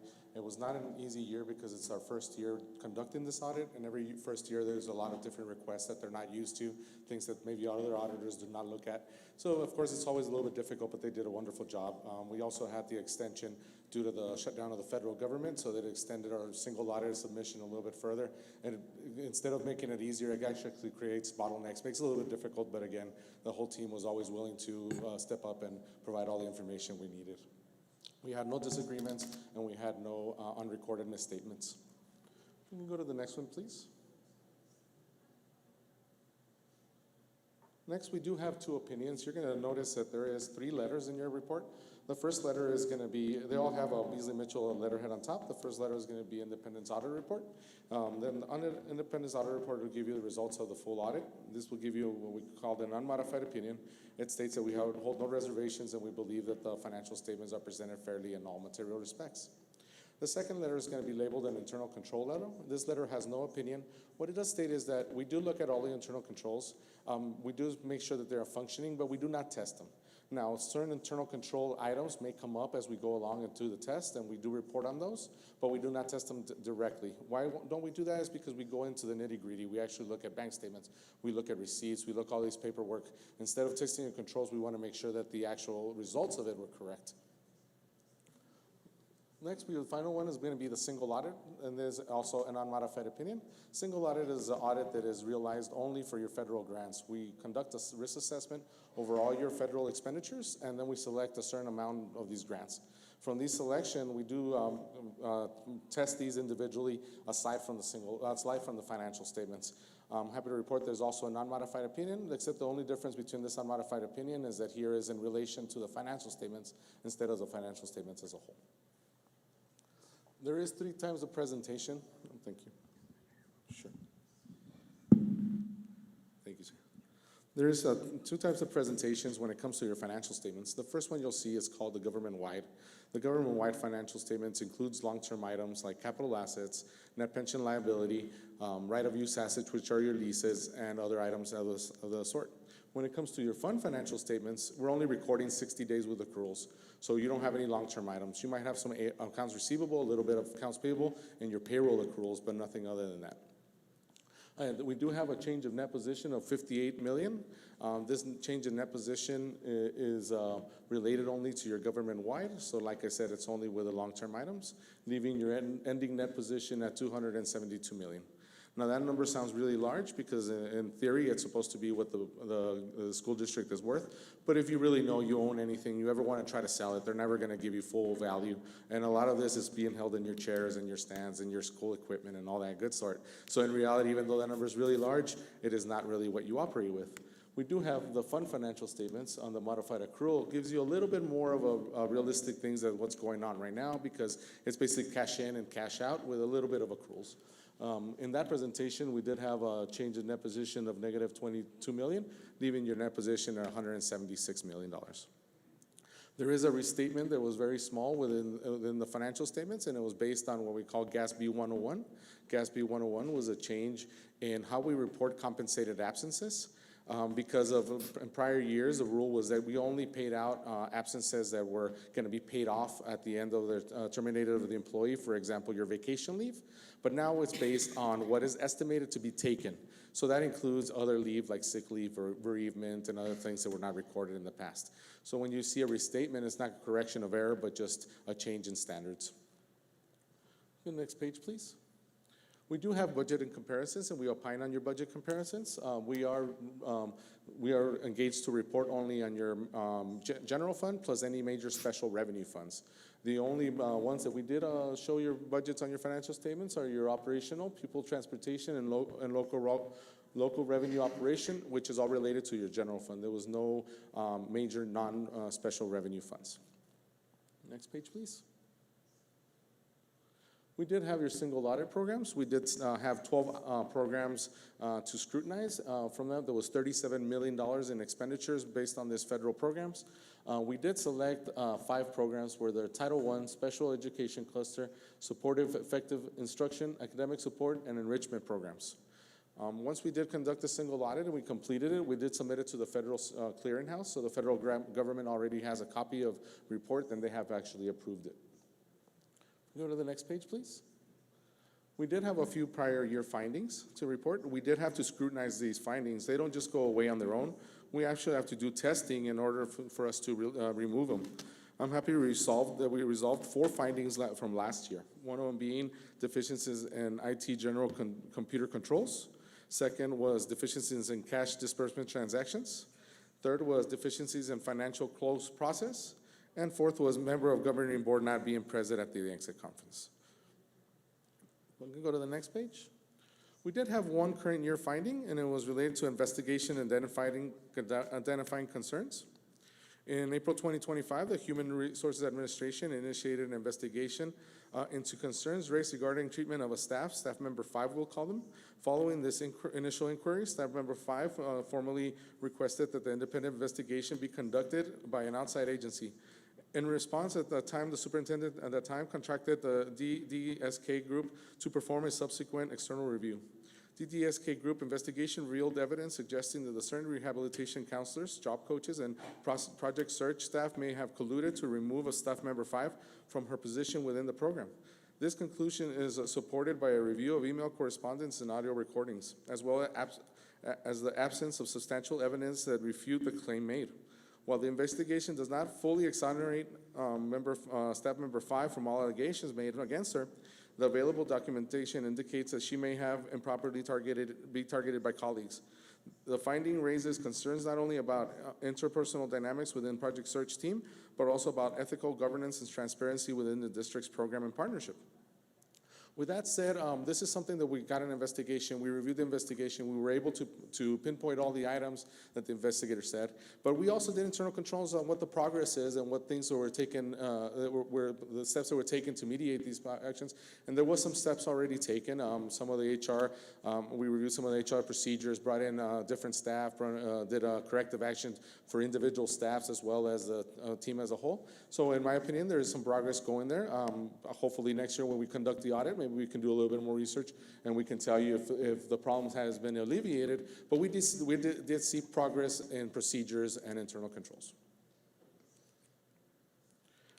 Finally, we have, next page, we do have a timeline. We did conduct an exit conference.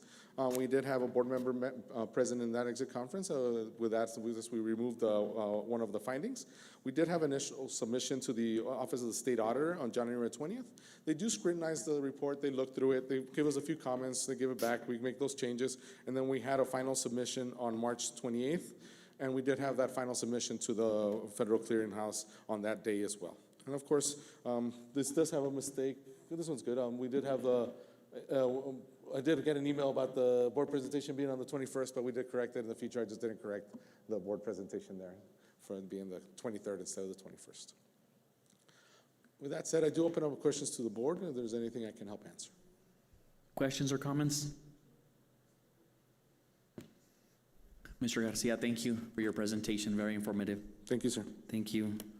Thank you very much, and we are available for any comments, concerns, or questions throughout the year, so please give us a call and contact us if there's anything. Thank you. Thank you, sir.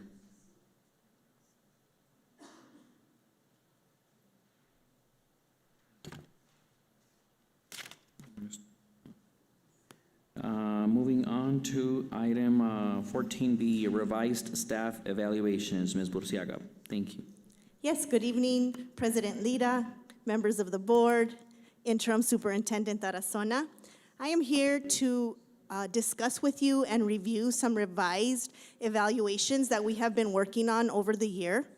And it does affect policy in a small way, so I want to present the full aspect and some samples to you today, and then open the floor up to questions. So the first document that I want to bring up is what is in current policy, and it's an exhibit. It is the current evaluation that we use for support staff. For over 100 positions, this same evaluation has been used over the past several years, or should I say decades. And this evaluation really does not give the ability for an evaluator to efficiently evaluate the job. Also, an evaluator can mark very general success or no success without any evidence or explanation. So it has been a goal of the Human Resource Department to revise these using the current job descriptions on file. So what we have done is we have taken a rubric very similar, but we have used each job description to create an evaluation. So if we could click on any of those, let's click on the school data entry clerk. And we want to look at the actual evaluation. So if we go to the left, please. That's the job description. And then if you can close that, Mr. Snowdy, and open up the evaluation so they can see that. I did share some examples with you so that you were able to review them.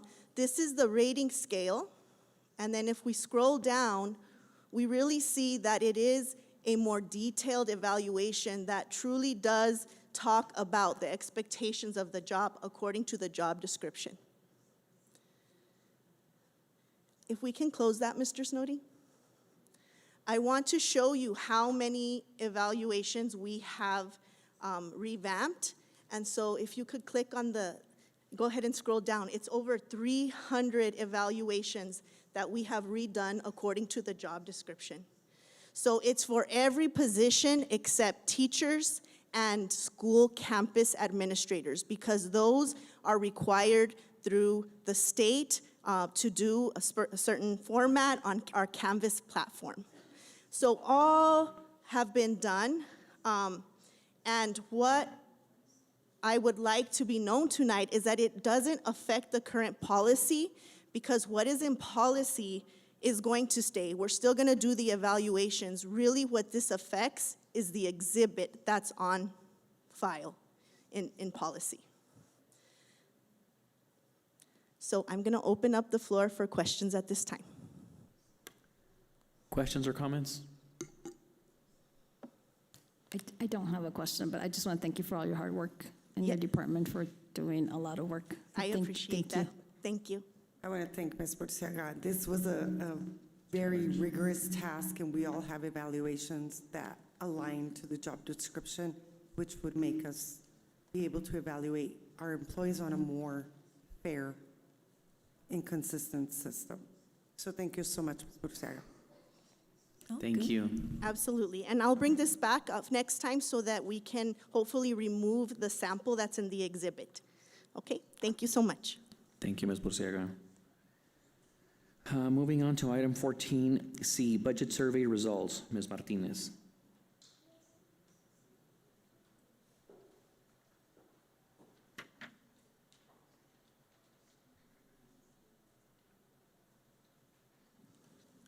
Good evening, President Lira, members of the boards, Interim Superintendent Tarazona.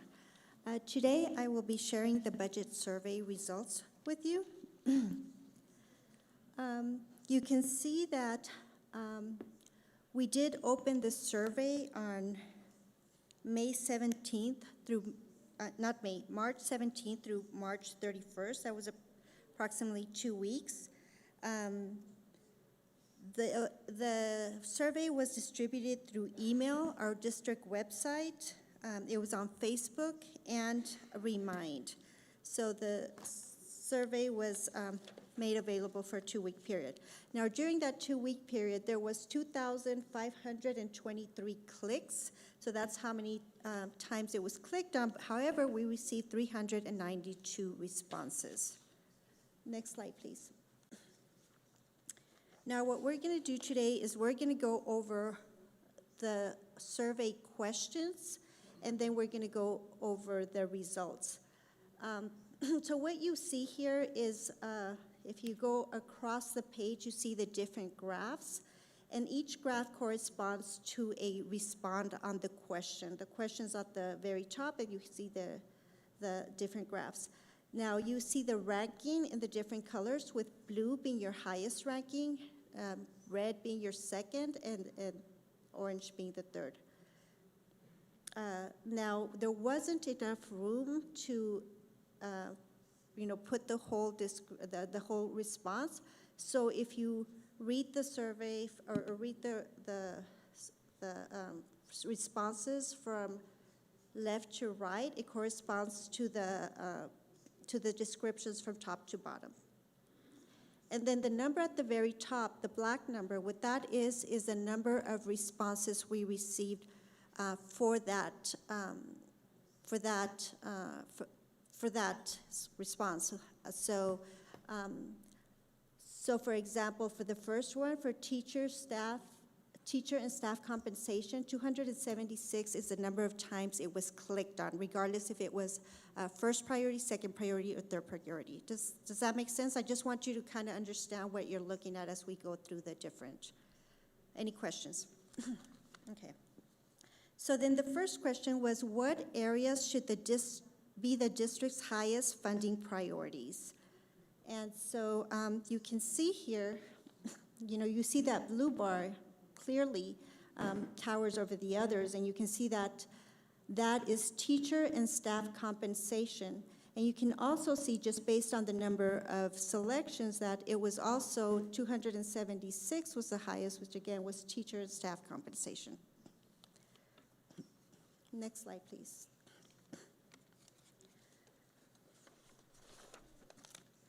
If additional funding becomes available, where should it be invested first? And on here, you can see that number 1 was increasing teacher retention and recruitment, followed by improving classroom instruction. And I'll wait a couple of minutes for you guys to look it over, and then we'll move on to the next one.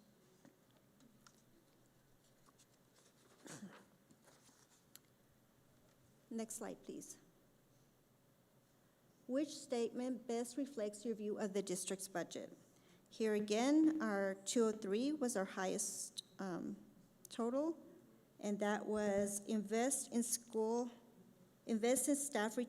staff recruitment and retention and compensation as a top priority, followed by maintain programs but improve operational efficiency before considering new investments.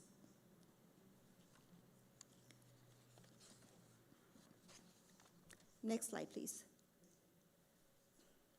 Which student groups should receive additional targeted support? You have all students equally with 261, followed by students with disabilities at 233.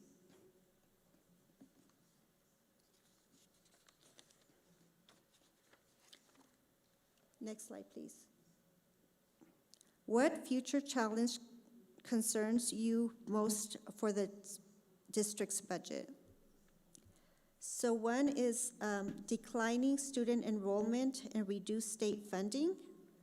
And number two was maintaining competitive teacher pay and retaining staff.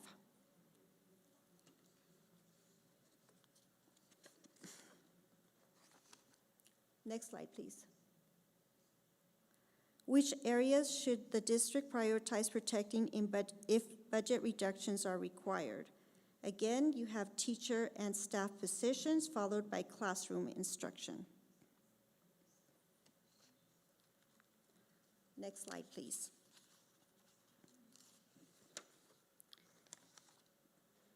Which investments do you believe have the greatest impact on student success? Number one, high effective teachers, followed by smaller class sizes.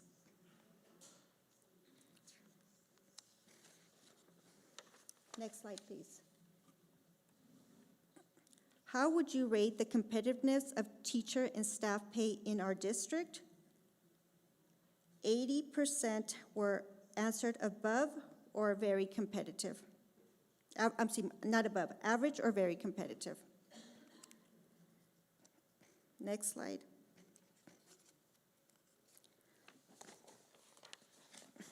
How much of a priority should student mental health and counseling services be in the district's budget? 82% felt it was moderate to top priority. Next slide, please. Maintaining financial reserves helps the district respond to emergencies and economic challenges without cutting programs. How important is this to you? 93% were between moderate and extremely important. Next slide, please.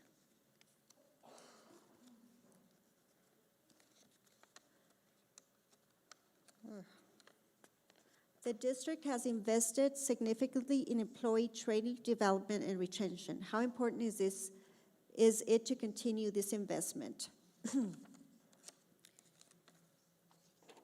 87% felt it was neutral to very important. Next slide, please. What should guide the board's budget decisions most strongly? Number one was immediate needs, followed by two, long-term financial sustainability. Next slide, please.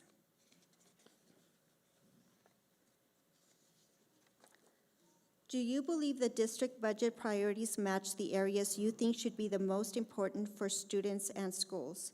74% felt it was between neutral and yes, completely. The last question on the survey was an open-ended question, and the question was, what single budget decision would you most support the board making this year? Next slide, please.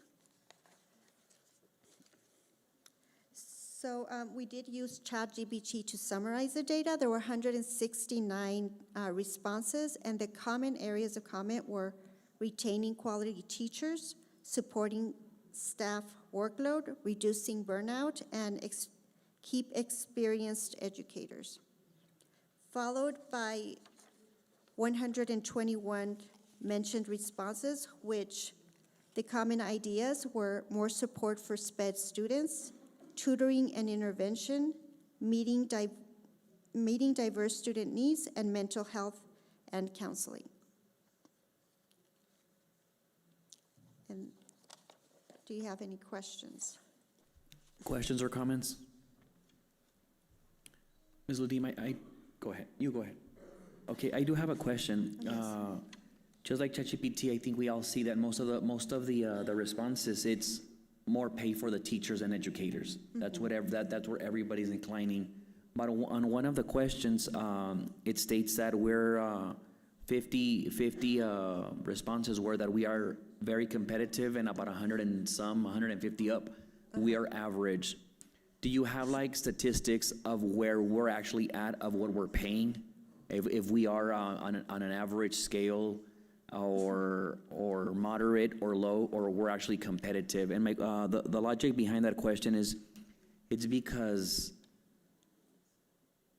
obviously we would want to go ahead and pay more, but if we're able to go ahead and have those numbers, we set realistic expectations of what we can do. And maybe if we're able to go ahead and gauge how much do we need to go ahead and increase the salaries for the educators. I mean, if we're 15% down on the national average, what do we need to do in the next 5 to 10 years to go ahead and increase it to that 15% to be competitive? Or if we're already there and the national average is at this level and their expectations are for us to go another 15%, well, that's most likely not going to happen because we're already at the very top. Where are we at? I mean, I know it's a question, a loaded question, but if you can just go ahead and give me a brief overview of what your thoughts are on that. So I don't have statistics with me, but from what I've seen compared to districts in the area, I think we are very, I think we're where we need to be. Is there areas where maybe there could be growth? Possibly, yes, I do, but I would say that at this point, I believe our salaries are competitive. Competitive. Okay, thank you. Questions?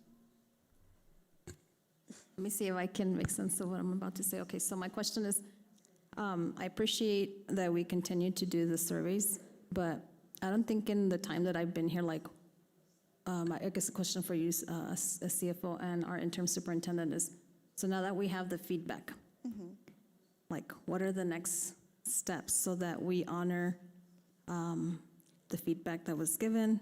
And then I'm very curious too, I don't know if you have this data, or do we break down, like, because I'm curious, how many students, how many parents, who answered this? Because, you know, with all due respect to my fellow educators or teachers, I want to know, okay, are the results super high in wanting to pay teachers more because there was more teachers that answered? Do we have that data? And if you don't have it right now, like, yeah. Ms. Salazar, that's a very good question. So the survey was sent as anonymous, which means we have no way of knowing who responded to the survey. I think as we move forward, there are some things I'd like to do different. One of them is not make it anonymous. I think it was, our first year doing the survey, and to be honest, it was a lesson learned.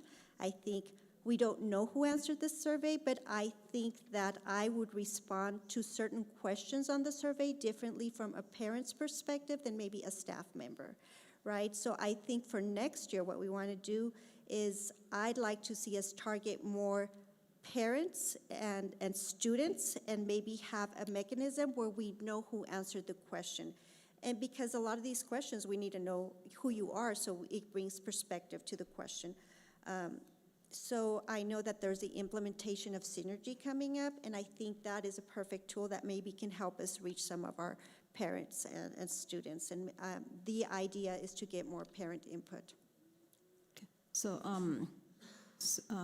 okay, thank you for that answer. And so now I'm going to intern superintendent. Like, yes, thank you for doing the survey, but like, what are the next steps? Because I think in the time that I've been here, I think we're at a point where we have the survey, and again, what are we going to do? What are the next action steps so that we can honor people's responses, but also be fiscally responsible? And I know that, if we say, show me your budget, and they say, and I'll say what your priorities are. I know that it's going to be tied to the strategic plan, whatnot, interim superintendent Tarazona. So Vice President Flores, that's a great question. So I think that we need to start by maybe creating a different survey for staff and parents. We did hear a lot of feedback from trenches. Some of the teachers expressed difficulty answering some of the questions. So I think the first thing we need to do is create a different survey for the community members versus our staff. Maybe identifying if we want it to be transparent, just their position, or are you a staff member, are you a teacher, are you support staff, just so we get a clear view. I think as we're coming at, looking at redoing our strategic plan, these are definitely some of the priorities that the leadership team and the board should focus on. Definitely more support for SPED students, intervention, which I think we talked about in the past, and definitely meeting the needs of our student needs. We are seeing the increased need of mental health services for our students in counseling. So I think these are the top priorities affecting our school. So we are developing new goals for a strategic plan. That would be a great way to align our goals to the well, we don't know who answered the survey, but to the feedback giving. But moving forward, we definitely need to ensure that we have maybe a different survey set out for our community than our staff. And then also, probably also, I totally agree 100% with that, Mel. And also, once we do that, I think also it's important, how are we showing the return of investment to last year's budget, to the community, to our stakeholders? So, because, you know, some of these areas, mental health and counseling, you know, a lot of times when we have presentations, you know, the mental health problem, you have a lot of presentations, so, you know, that's some of the wonderful things that are happening, but like I want to see it tied to monies and see what is the return of investment.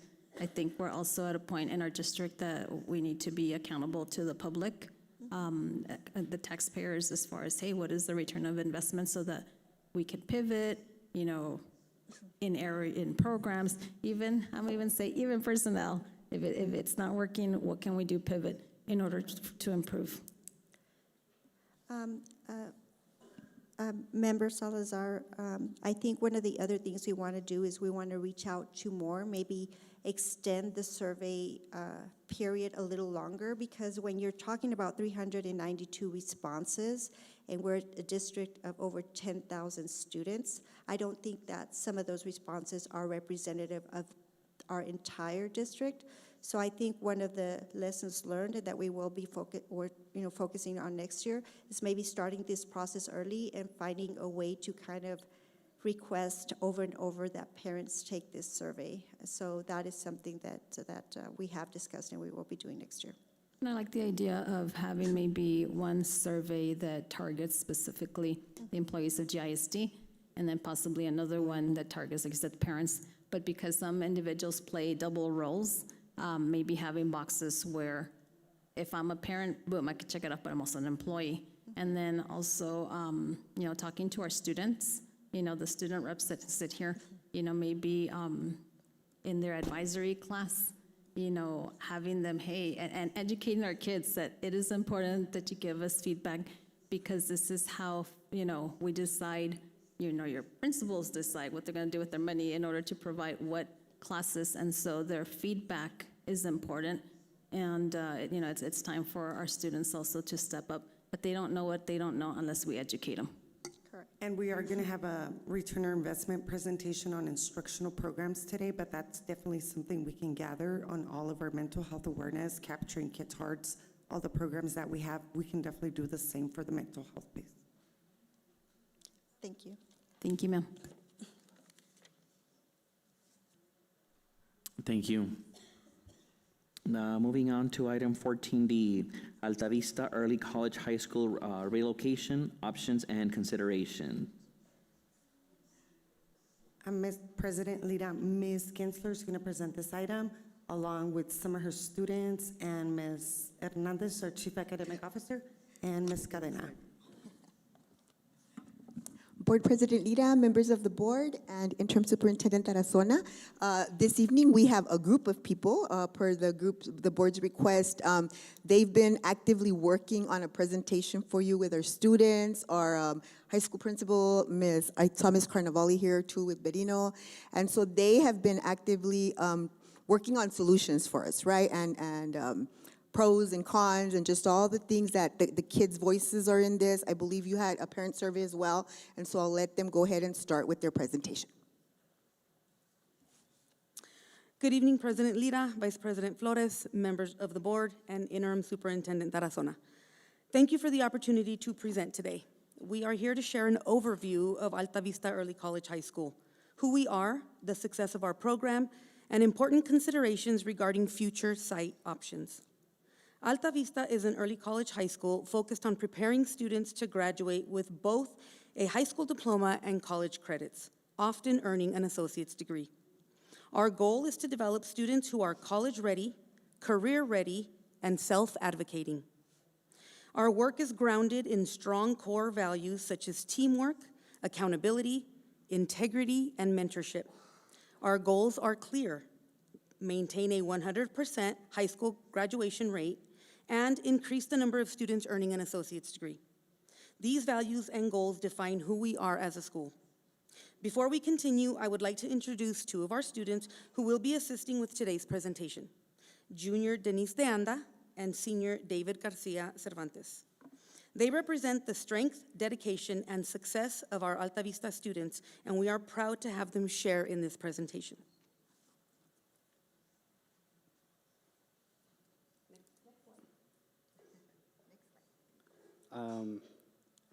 Hello, good evening, President Lira, Vice President Flores, board members, and Superintendent Tarazona. My name is David Ricardo Garcia Cervantes, and I am a senior at Alta Vista Early College High School. And for this slideshow, our current enrollment and graduation rates, as you can see on screen.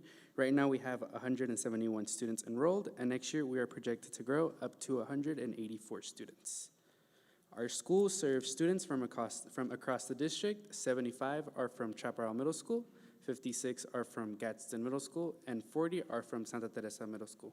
This shows that Alta Vista is truly a district-wide program, bringing students across from different communities. Most importantly, our results is that we have a 100% graduation rates in both 2024 and 2025, as well as a 95% in 2023. As a student, I can say that this reflects the support that we receive from our teachers and the expectations that we have to succeed. Next slide, please. For slide 3, we have our transportation and our daily schedule. This highlights a critical factor, which is our transportation. Students often have to transfer between multiple buses and arrive home at around 7 p.m. And they also have to attend a longer school day ending at around 5:15 p.m. This has a direct impact on student fatigue, staff fatigue, academic performance, family logistics, and we ask that you strongly consider transportation in your decision moving forward. For our next slide, which is required coursework. In a traditional high school, students complete their graduation requirements over 4 years. At Alta Vista, students complete most of these high school credits within the first 2 years, allowing them to begin college-level courses as early as their sophomore year. By graduation, students can earn an Associate's of Arts or an Associate's in Science. This level of rigor requires strong academic focus, appropriate facilities, and a supportive environment for learning. Good evening, President Lira, Vice President Flores, and members of the board and Interim Superintendent Tarazona. My name is Denise Anda, and I'm a junior at Alta Vista Early College High School. As you can see, our enrollment has remained consistent, and we continue to serve students in grades 9 through 12. Alta Vista has maintained a spotlight destination, which reflects the quality of our program and the success of our students. As a student, I can say that Alta Vista provides a strong support system and high expectations that help us succeed both in high school and in our college classes. Next slide.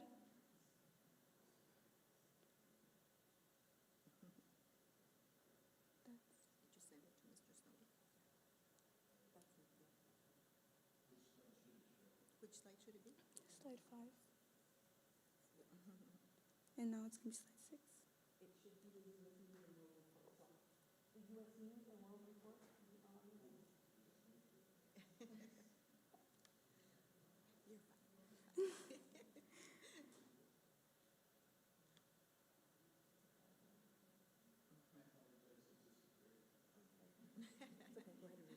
IT error. This slide highlights national recognition of Alta Vista's success. Alta Vista is ranked nationally number 12 in New Mexico and number 1 in the Las Cruces metro area and Gadsden ISD.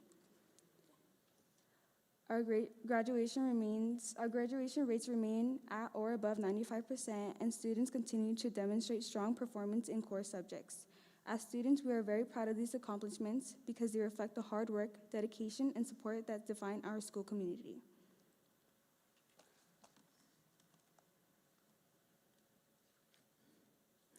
At this time, I'd like to introduce Chief Academic Officer Ms. Hernandez, who will be assisting us with this portion of the presentation. So one of the areas that I will be reading is the pros and cons that were discussed among administrators and students and then leadership team. So one of the things, and I have the actual presentation on here. Do you have, there you go. Thank you, Mr. Snowdy. So one of the things with the Loma Linda Elementary, as we discussed with the administration and with the students in their groups with admin, they had some pros and the cons that they wanted to list, right? And so the pro of going to Loma Linda would have been that it would have been a dedicated is that it could be a dedicated campus for early college, which is something that the kids want, right? They want a strong and most repeated theme is that they want their own identity as a school. It preserves their school identity, its independence, and its culture. It also has more space, more classrooms, and the potential for growth and enrollment. It also has the ability to expand the programs like CTE, electives, labs, STEM opportunities, which they struggle with right now because what they were discussing regarding their schedules, right? They're not getting home till about 7:30, especially those students who are going over the mountain to Chaparral. And then also it has safer, more controlled environment. If you've been to Alta Vista, you know that there are about 12, I believe, 12 portables, so they always are out in the open, and even when you go in, it's left open for them.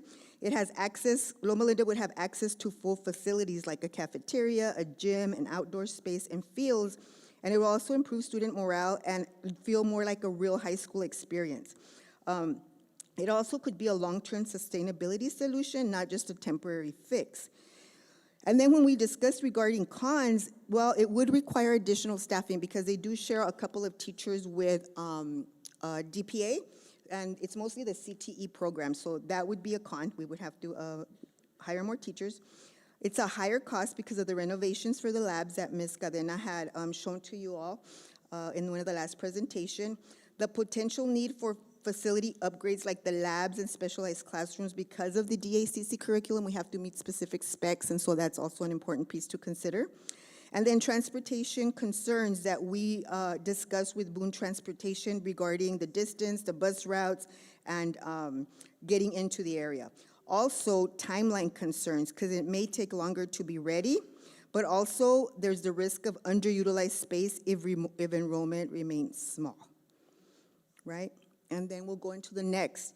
The other consideration that we discussed, that they were discussing with us, was if they could use portions of Berino Elementary. For example, the pro would be it would lower the cost due to shared staffing and resources with Desert Pride Academy. So they would still be there next to Desert Pride and would have access to the empty classrooms in Berino. Familiar location, minimal disruption for current students, easier and faster transition. It has close proximity to the current campus and DACC access, because we've got to consider that piece. How much longer is the access to DACC? Also, transportation routes remain mostly unchanged, and then it's considered a practical short-term solution. The cons with sharing with Berino Elementary, a shared campus with elementary students and high school students, right? The elementaries do start at about 7:30, I believe. Ms. Carnevale is here to clarify any of those questions for us. But that's one of the major concerns from the responses for the kids, right? And I believe it's your survey that shows these responses, so you'll identify those areas. So that's a con to some people, like you have elementary students and you'll also have high school students.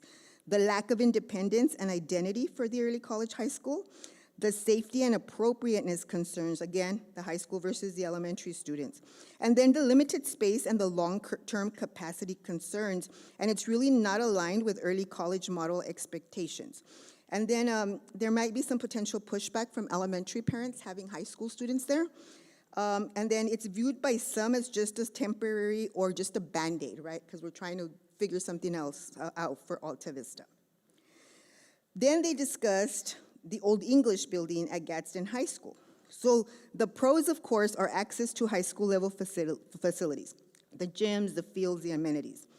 Exposure to a more traditional high school environment, and then the potential access to more extracurriculars and resources. Also, it's a familiar location for some students, and then it may reduce some facility upgrade cost. But the cons for this area would be the loss, again, of the early college identity and culture. And again, I guess that was number one, the major concern. And then safety concerns and fear of conflicts with GHS students. There's also the inability to share staff due to the scheduling differences, because we would still require some staffing, and that's just because of the way the schedule works in picking up students from like Chaparral, from Santa Teresa High School, and then the Anthony area. Students cannot fully participate in GHS activities, right? This is a little bit of a frustration for students because, and I don't know if it's on this presentation, but I'll just allude to it. For example, sports, when we spoke to Ms. Karen Nugez, NMAA only allows students to participate in their home school. So in this case, if students wanted to play sports, only Gadsden area students would be able to participate in Gadsden High School, or they would have to attend their home school for athletics. And that's a rule that we cleared up, because we asked her to clear that up first. Also, there's a risk of decreased enrollment and morale, and then there's the perception of overcrowding and the lack of belonging, and then concerns about discipline issues and negative environments. Okay. So if you go to the next slide, Mr. Snowdy, it's just kind of like, okay, here's the themes that showed up. Again, Loma Linda, strong identity and independence, but again, a negative is the high cost and the staffing needs. Berino, it's cost-effective and practical. It's minimal to their current disruption, to their minimal disruption to the students for now because they're already there. And plus is the shared resources with increased efficiency. But their negative is their shared campus requires thoughtful planning. Like we would really have to look at the layout, how many classrooms are available, how many kids will be left at Berino after the GMS move. In looking at some numbers, I think we're about at 240. And so Ms. Carnevali is here this evening. I believe currently there's about 8 empty classrooms. It will probably go to about 10 to 12, so I don't know how that would work. And then the old English building, of course, the access to facilities is a huge plus. And there's a concern about safety, identity, and student experience. So then I'll have Ms., are there any questions on this area? We were just kind of trying to summarize the survey results and the student and parent concerns, and we really appreciate the students working on this. Thank you. Any questions? On this piece, because there's still more. So I'll start with comments. Okay. So I want to thank and I get emotional, and who cares if I get emotional, because you know what makes me so mad? That I talked, and I thank you, Interim Superintendent Tarazona, for giving me the opportunity to talk to this lady here, Ms. Gensler.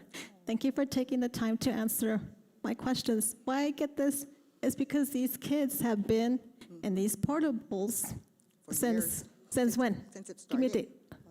2015, when we opened, 2015. Yes. It started at, I think, CHS, no? But 2015. They've been moved continuously. 2015, they were in the old central office, remember? And then, 2015. Yes. So I think it's important. That they have it. I did ask for a history lesson, so I don't know dates, guys, but here it goes. They started in Chaparral. Yes. Under the principalship of Ms. Suggs and our HR Title IX person. Ms. Mejia, Ms. Mejia. Okay, then I believe they moved to SMP, which are portables and barracks. Then they were moved, again, portables near Berino, correct? Okay. And then to PPD, no? When they were at the SMP building, 9th and 10th were at SMP, and 12th were at the... We had them split at one time, Board Member Flores. Remember, they were at SMP and where PPD offices are now? Okay. Yes. So to me, it is, when I was talking to her, and she did most of the talking, right? I asked some questions, and I'm like, it sickens me, my stomach, to know that for years, and I apologize, mijo, into it all, because I've been on the board for 8 years, and I failed you. I failed you. And I'm like, we got to fix this, because it's not right for our highest performing students in the district with 95% graduate, 100% graduation rate. Yes, exactly. To be in the conditions that they are. And my applause to you, mijo David, and to all your seniors and those former Mighty Owls that have graduated. Obviously, it didn't matter which teaches the lesson. It doesn't matter the environment as long as you know the quality of instruction and your determinación. Despite the surroundings, it doesn't matter. You can overcome, but I think as a board, we got to do better for our kids in Alta Vista Early College. Absolutely. And so I know it's not going to be an easy decision because I'm like, dang, I appreciate the three options that we are being presented. Thank you, This group. David, and thank you, young lady, and thank you, Ms. Gensler, for your presentations. But, I just wanted to say that to my fellow colleagues is that our kids at Alta Vista deserve better than where they're at right now, and it's going to be a hard choice, but they deserve better. And, ¿qué más? Board Member The other Flores, thing- do you want him to finish it and then some more questions, or do you have more? Let me make some more Okay, comments. no, I just want to make sure we're on the Okay. same. So Like, my other- just in case they're not done. Okay, so my other comment is like, dang, our kids are okay. And Boone Transportation, I see both of you there sitting down. Okay, I don't know if we can work something out because it is ridiculous that our kids are getting at home at 7 p.m. That is ridiculous. And even then, these boys and girls, these ladies, young men and gentlemen are resilient, and we have 100%, graduation. So I'm like, you are defying the odds. I'm like, way to go, guys. But we've got to do better, board. We can't continue having our kids, arriving at 7 p.m. It's a long day,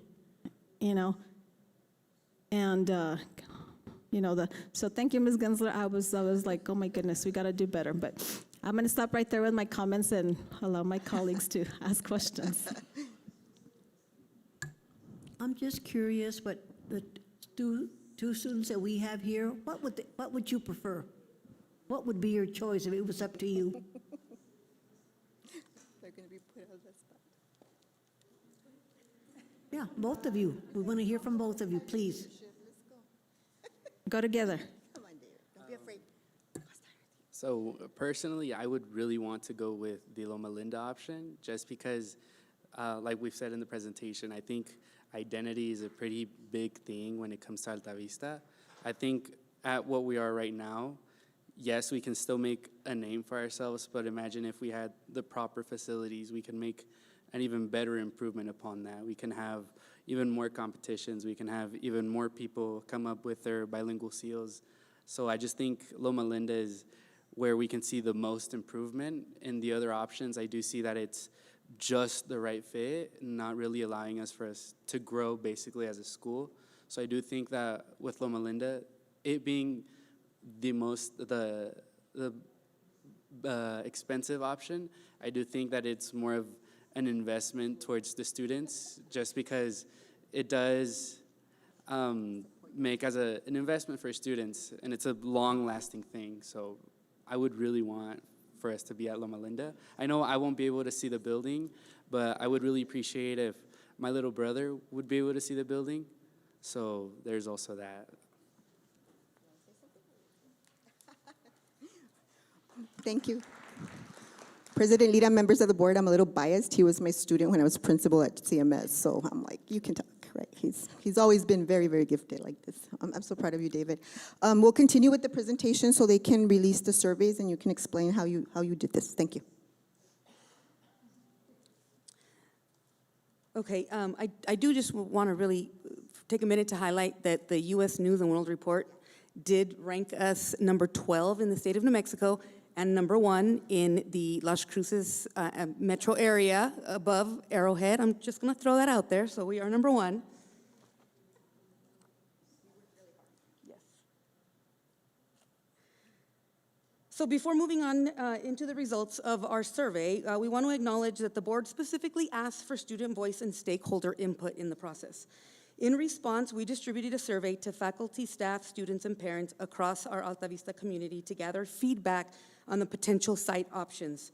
For full transparency, the board has direct access to all survey responses by clicking on the link provided in the slide. Here is a summary of what was shared by 240 respondents. 50.4% preferred Loma Linda, 24.2% preferred Berino, 17.1% preferred Gadsden High School Old English Building, and 8.3% had no preference. This shows a majority preference for a dedicated campus, while also highlighting support for practical, cost-effective solutions. I'm going to allow David and Denise to do the rest.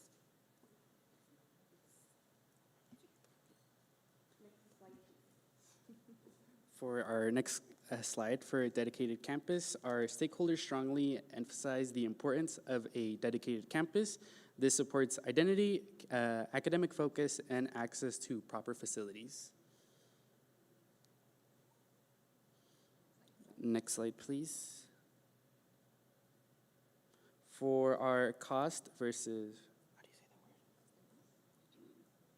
how do you say that word? Practicality. Cost versus practicality. Thank you. For cost and practicality, there is also a clear balance between the long-term vision as well as the short-term financial realities. And for some favor independence while others prioritize cost efficiency.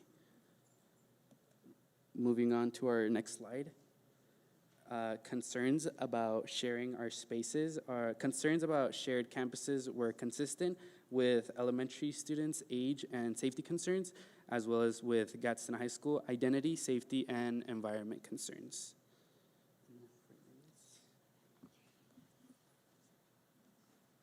Next slide.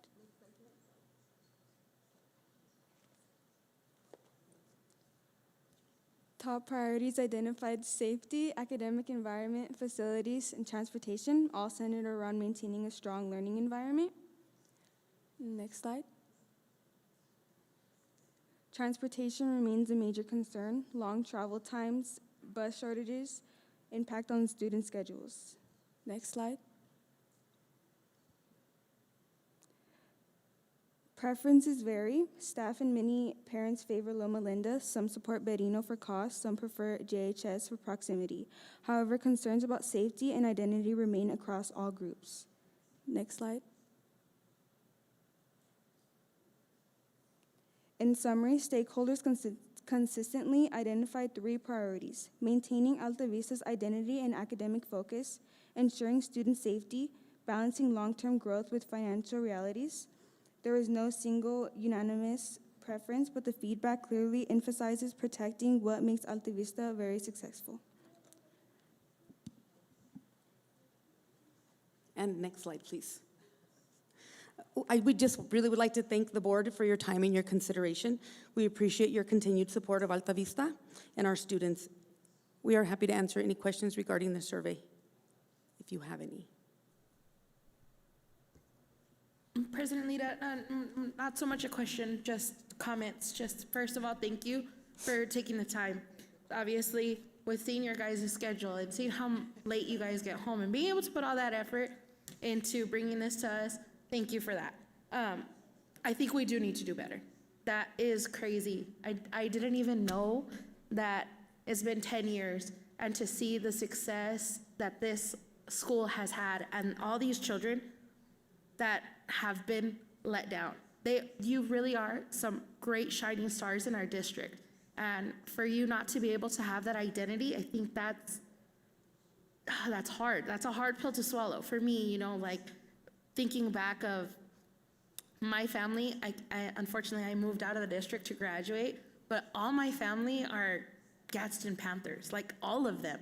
And that's like something that they go and they're like, Gadsden Panthers, Gadsden. And, you know, it's like a big thing in my family. And they're like, Puro Gadsden. And that's how, you know, that's how the running in my family is what it is. And so they carry that identity with them. And so for you guys to not even have, you know, we have, you know, your Mighty Owls, and nobody's going to take that away from you. But to not be able to have that facility and to be able to say, like, that's my school and that's where I graduated and it's still standing. So that's hard for me. I think we do need to do better. Obviously, I see it's going to be very difficult for us as a board to make that decision because, you know, at the end of the day, the money, you know, it's always about the money. What are we really going to do? But I think it's important that we do do what we have to do to be able to give them that identity and give them that representation of the hard work and dedication that they truly put in every day across the whole team. So I think that's important, and I just wanted to say that. Thank you. Thank you, Ms. Guerrero. Anybody else? I'm sorry? Oh, okay. Go ahead, you go ahead. No, President Lira, I was just saying that I would like to finish the presentation, and then I Yes. will Oh, okay. Yes, correct. express my... Yes, my apologies. Associate Superintendent Cadena does have one more thing to share. Oh, okay, thank you.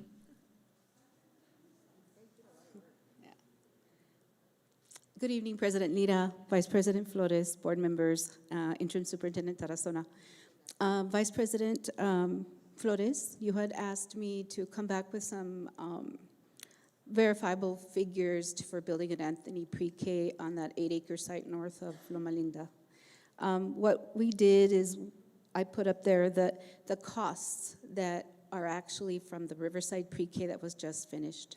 And so to give you an idea, design and pre-construction, which includes studies, surveys, plat, fencing, and geotechnical studies, $628,000 with the district paying $212,000. Construction and logistics, including utilities, consultants, and miscellaneous, $11,594,599 with the district portion of $3,551,000. The total for the Riverside Pre-K was $12,223,381 with the district portion of $3.7 million. So that gives you an idea of what it would cost to build an Anthony Pre-K. Probably we would need to add a percentage more for inflation, as you know, by the time that you get to the construction period in a couple of years, because it does take about a year to design and time to bid and everything else. And I understand that a lot of our trades, electrical, plumbing, they're getting very scarce in this area. They're being taken by certain AI data centers. So that concerns me too. But that is the actual cost. I just wanted to bring you that, and I stand for any questions as well. Ms. Rodriguez. Okay, so I don't know who the questions would be directed to at this point because I have like several things. Yes. We're all here. So first of all, I want to start by saying that there's no doubt that Alta Vista is excelling in many ways. You know, there's many, many great things happening within the campus. And I think I just want to, you know, when we're talking about, I know Ms. Salazar and Ms. Guerrero mentioned about having a facility for Alta Vista. I think that's a given, right? This is the perfect opportunity to move them out of portables, which is shouldn't have been, but we can't do anything about history. That's history. But this is the perfect opportunity to move forward and have something that's appropriate. So with that, I would like to see some of the questions, and maybe not right now. I don't know that the responses would be here, but I would like to see how many incoming freshmen are each year. And like I say, it's okay if we don't do it right now. And then also, I was wondering how the pros and cons, how that came about. Who was it formulated by the responses through the survey? Is that how? Yes, ma'am. So a little bit of both. We sat down, I sat down with associate superintendents, and we discussed the three options and what pros, what cons. We also discussed with Boone Transportation, busing situations as well. But a lot of the information also came from the survey. Okay. Thank you. And to answer your incoming freshman question, Okay. we do have 54 incoming freshmen this coming year. They also took the survey, so I did make sure we had our freshman orientation, so those parents also received the survey. In the past, we've had typically anywhere from 50 to 80 incoming, okay? Now, I will share with you that when we do have students start the beginning of the school year, we lose them, okay, because it's difficult, it's too rigorous, it wasn't what they expected, they see our campus, it's not the high school experience, so we end up typically with anywhere from 40 to 50 students per class. And I'm sorry, you mentioned that this year you already know, I'm sorry. This year, we have 54 applicants Sorry, I that missed that we've accepted. Okay, great. Okay, thank you for that. Okay, so the next thing is, well, I did have that they need to move no matter what. And one of my biggest concerns is that, as we all know, this is no news just to Alta Vista, it's to any campus, the enrollment is declining, right?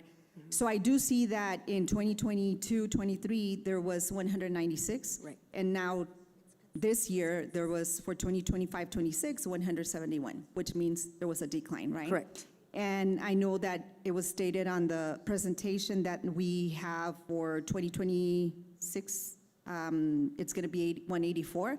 But as you mentioned, Yes. that doesn't stand, right? Correct. Because of the rigor that it implicates, and so many of those students might end up not being part of it, right? So, That's correct. So again, looking at the numbers from 2022 through today, the numbers have declined quite a bit.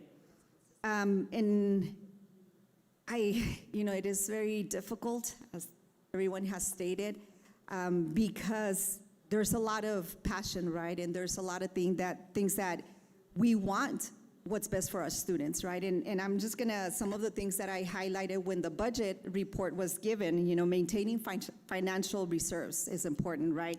So it's something as our duty, as the board, that's something that we need to be very vigilant of, right? And making sure that we continue the way Gadsden has been doing, Yes, right? ma'am. We have been excelling in that area.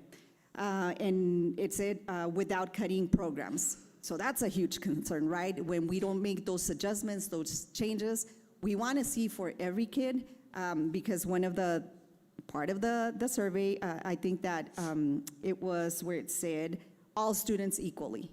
That response hit me very much, and I do, I don't want to say one's better than the other. I can't say this is the cream of the crop, because to me, every school is the cream of the crop for the Yes, ma'am. students, right? Correct. And so looking at that, and then, of course, looking at the staff retention, making sure that we don't cut any programs.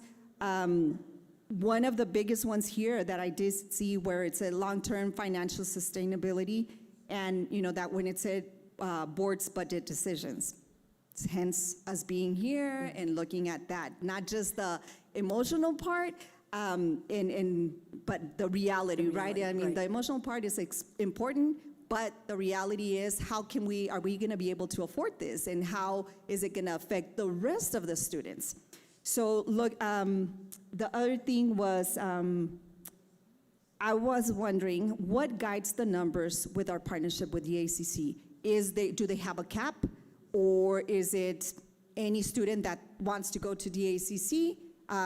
Could that affect why the amount of students or the population that Alta Vista has? So the DACC caps the number of students per class at, Okay. at 22. They have, when we've asked, allowed 23, maybe 24 students per class, but that's the only cap really we have.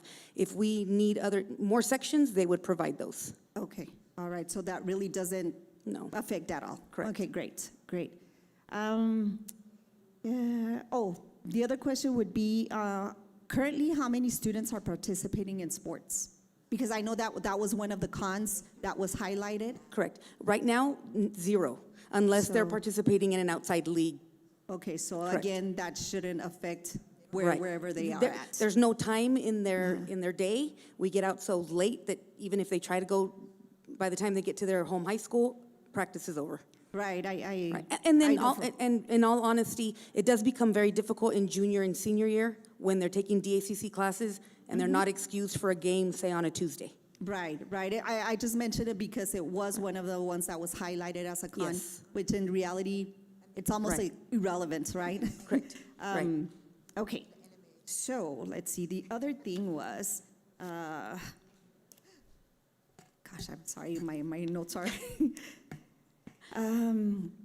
something that Ms. Flores mentioned, right? She said the environment does not matter.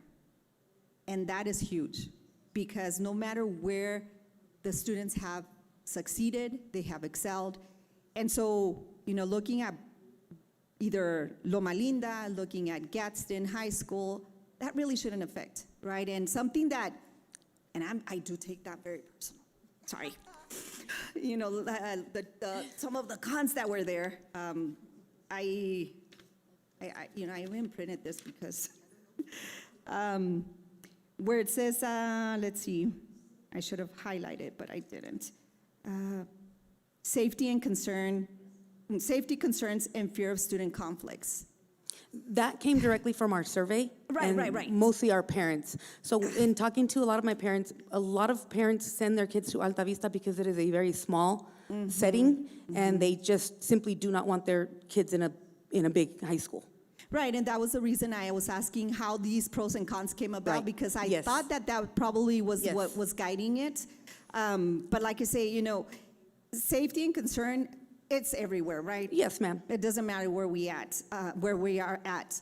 And the other one is the perception of overcrowding and lack of belonging.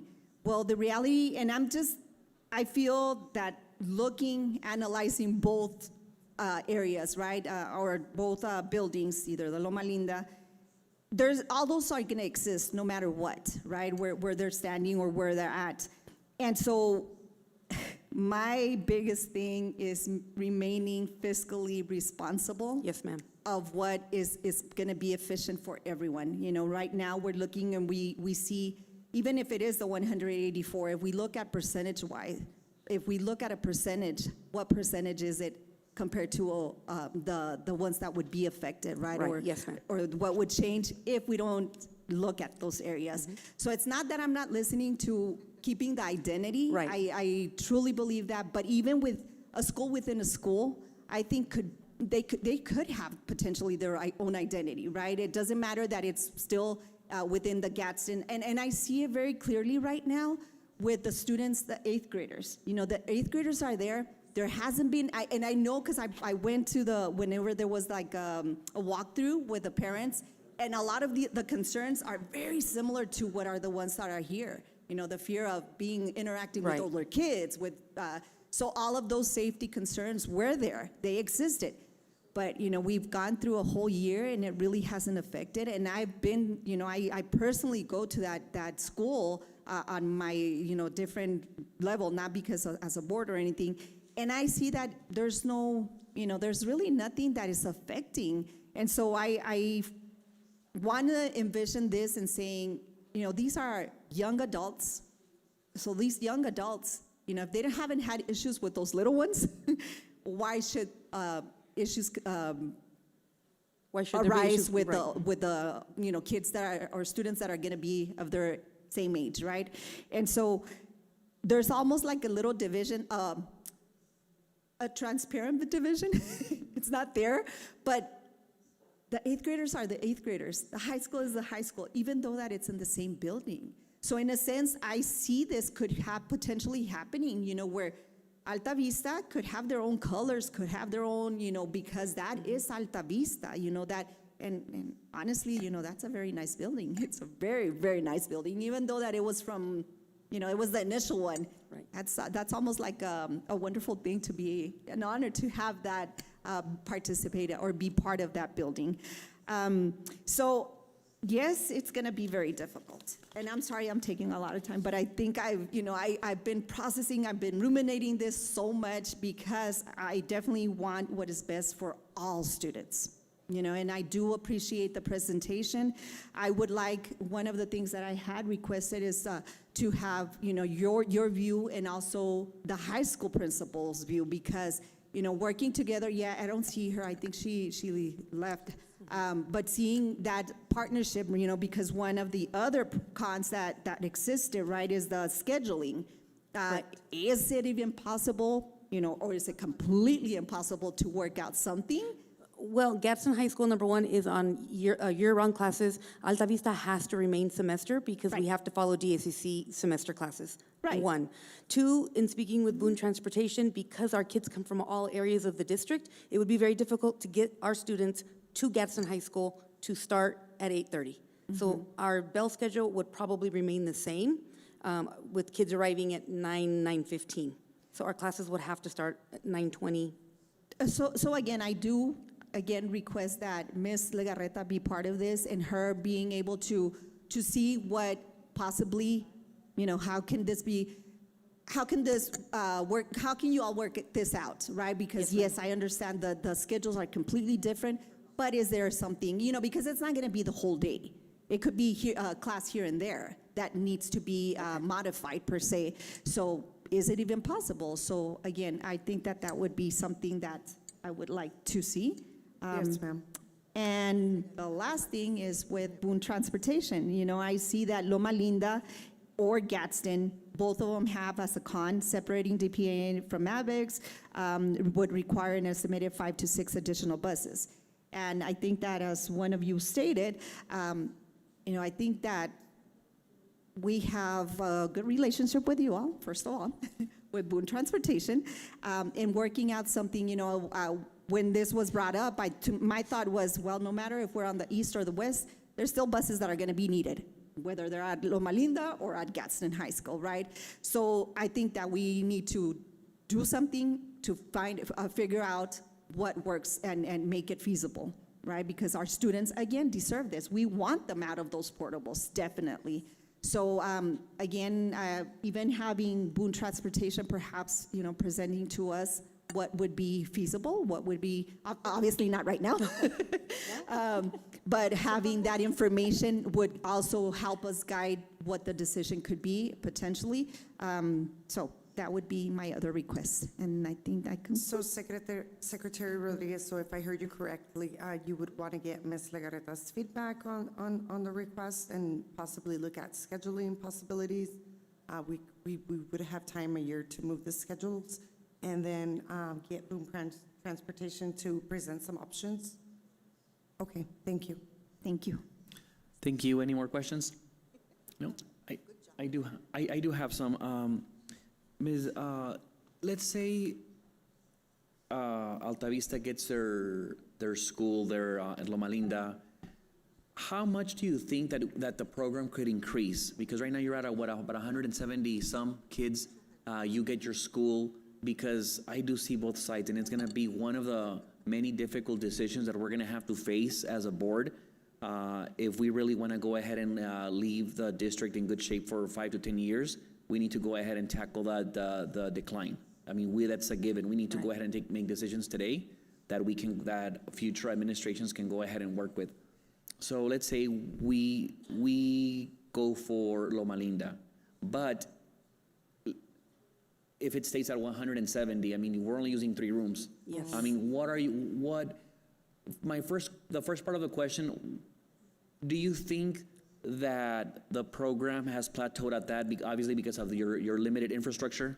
Correct. Right now, there's no room for us to grow. There's no room. I Okay. don't even have a storage room. Storage room. So, So I don't have an extra classroom. We fast forward and we're at Loma Linda. Do you believe that Alta Vista in Loma Linda would become a staple high school that thrives and that has I'm not saying full capacity, but near full, or where it's financially feasible to actually operate it? Financially feasible, that's not my area, but I can say that obviously we would have room to grow. We could include CTE programs. Right now, Alta Vista does not have any CTE programs, so we share with Desert Pride. CTE credit requirements credits are required for graduation. So we would need to increase our CTE programs, okay? Depending on what we would offer, how many we could offer, that would draw more students, I believe. And what's the... And I mean, quite honestly, the actual ideal location would be on a DACC campus. Right. That would be the absolute ideal location. But that, at this point, is not an option. What's the capacity? Can anybody answer me what's the capacity for Loma Linda? The capacity for Loma Linda should be about 550 students. So what you're going to run into, President Lira, is a lot of unutilized part of the building. And it happened, I mean, obviously they are separate buildings right now in Riverside, but Riverside has the elementary and now they have their pre-K that are separate. I do not know the layout about in Loma Linda, but is it possible to actually kind of do both, or the shape of it doesn't allow it, or to combine 2 programs in one? Because I mean, obviously the pre-K is not our core, and Alta Vista, it's not, I mean, it's it's like I guess an advanced program for the high school. So these are two programs that maybe the fusion would be right. Their Alta Vista students are able to get their culture, what they're doing, and on the other side of the building, we can go ahead and have the pre-K. I mean, as we have it here, we have the pre-K here, and there's no interaction with kids or whatnot. The operations happen here, but you don't see kids running around all over the administrative offices. Right. President Lira, anything is possible as far as like physical separation. You know, I can tell you when we were going to put the 8th graders at the old English building at GHS, there was concerns, right? That 8th graders were going to intermingle with the other upper grades. Because they were using the old English and part of the main, the old main, we put in some special doors that separated the area so that it could be a separate area. Those doors remain locked for incoming so that they have the 8th grade wing. I don't know. I can tell you that Loma Linda has classrooms that have their own restrooms, like the kinder classrooms that have the restrooms inside the classroom for the little students. So that could be the area where you put the pre-K, and then the other wings could be located dedicated to Alta Vista. It's just logistics because you have different schedules. You'd have buses arriving for the pre-K and then buses arriving for back to logistics. Yes, sir, and it'd be logistics. And then, of course, you know, the playground. The playground has the smaller playground equipment. But then again, if Ms. Gensler wants to grow her CTE programs, would we need some of those additional classrooms to build a shop or, you know, depending on what? Depending. And yes, sir. Thank you for that, Ms. Cadena. And would a number around 300 students, is that like a realistic number, or would that be kind of like a pipe dream? That's a high number, right? Typically, we're between 175, 200. 300 would be amazing. That would be a good growth. I don't know that we could get that, you know, next year or the year after, but it would be something that we could work toward. Yeah. Because it is a great opportunity. It is a great opportunity for our parents, for our students. It saves thousands of dollars, right? Because our kids graduate with an associate's degree. That's 2 years of college. Yes. Yeah, no, it's So it's amazing. a wonderful opportunity. We just don't have room to grow. Yeah. Well, thank you. I mean, we there's still a lot to think, and I know that with very basic questions right now, we're not going to be able to fulfill the questions that we have. So with presentations coming forward, we just need to get we need to go ahead and get keep the conversation going, because at one point it's going to come to us and we need to make a decision of what we're going to want to do. Just keep us informed and see, I mean, any other angles. I know that at one point we spoke about maybe using Alta Vista for the high school, but rather than the pre-K, using it as a flex space for administrative spaces that it is needed as well. So maybe I heard it maybe from staff that even teachers don't have a place to actually do presentations or training for training events. So just different ideas where we utilize the buildings in a much that they have a greater use. Thank you, and to the Boone transportation representatives, thank you for showing up. And I would like to go ahead and see you guys coming back and explain to us what are the solutions that maybe you guys have, because honestly, I think that all of us here are foreign to your operations and to what you guys do. And there's always conversations about transportation, what's going on, and I don't think that at least with this administration, the communication is there. So I would appreciate if you can go ahead and do a presentation of what you guys are maybe doing, and some of the maybe not even solutions, because we don't know the whole problems that you guys are facing. So if we're able to have that conversation of the hurdles that you guys are going through, because obviously we're asking from up down, hey, go get the kids, but then when you tell me, Christian, well, like I have to go from here and then I have to go to Chaparral, and then by the time I do the loop, it's gonna go ahead and be 7. Then make us understand first why it's taking that long, and then maybe and then from there on we work with together for a solution. Thank you. President Lira, if I may. Yes. I did invite Boone Transportation. They can give you some information now if you're open to it. I think if they want to. Yes, because I mean, I did prepare them for the Yeah. questions that have been asked. Or yeah, I mean, I think if they want to just go ahead and get, I guess, maybe more prepared, and they want to, it's up to them, to be honest. If you want to just go ahead and, I can always reach out and schedule them for our next board meeting. Okay. Like that, they have time to Yeah, prepare a yes. presentation for you with numbers, logistics, cost. I think so, yeah. How much is it gonna cost to acquire the buses? The buses are running, but they're not running to full capacity. That's gonna decrease the state funding. So there's a lot of factors that they would need to get together. Yes. Yes. Thank you. Mr. Thank President. you. Thank you, Ms. I have some Kessler, more Ms. questions. Ms. Hernandez. I'm sorry. We do have several more questions. Ms. Flores.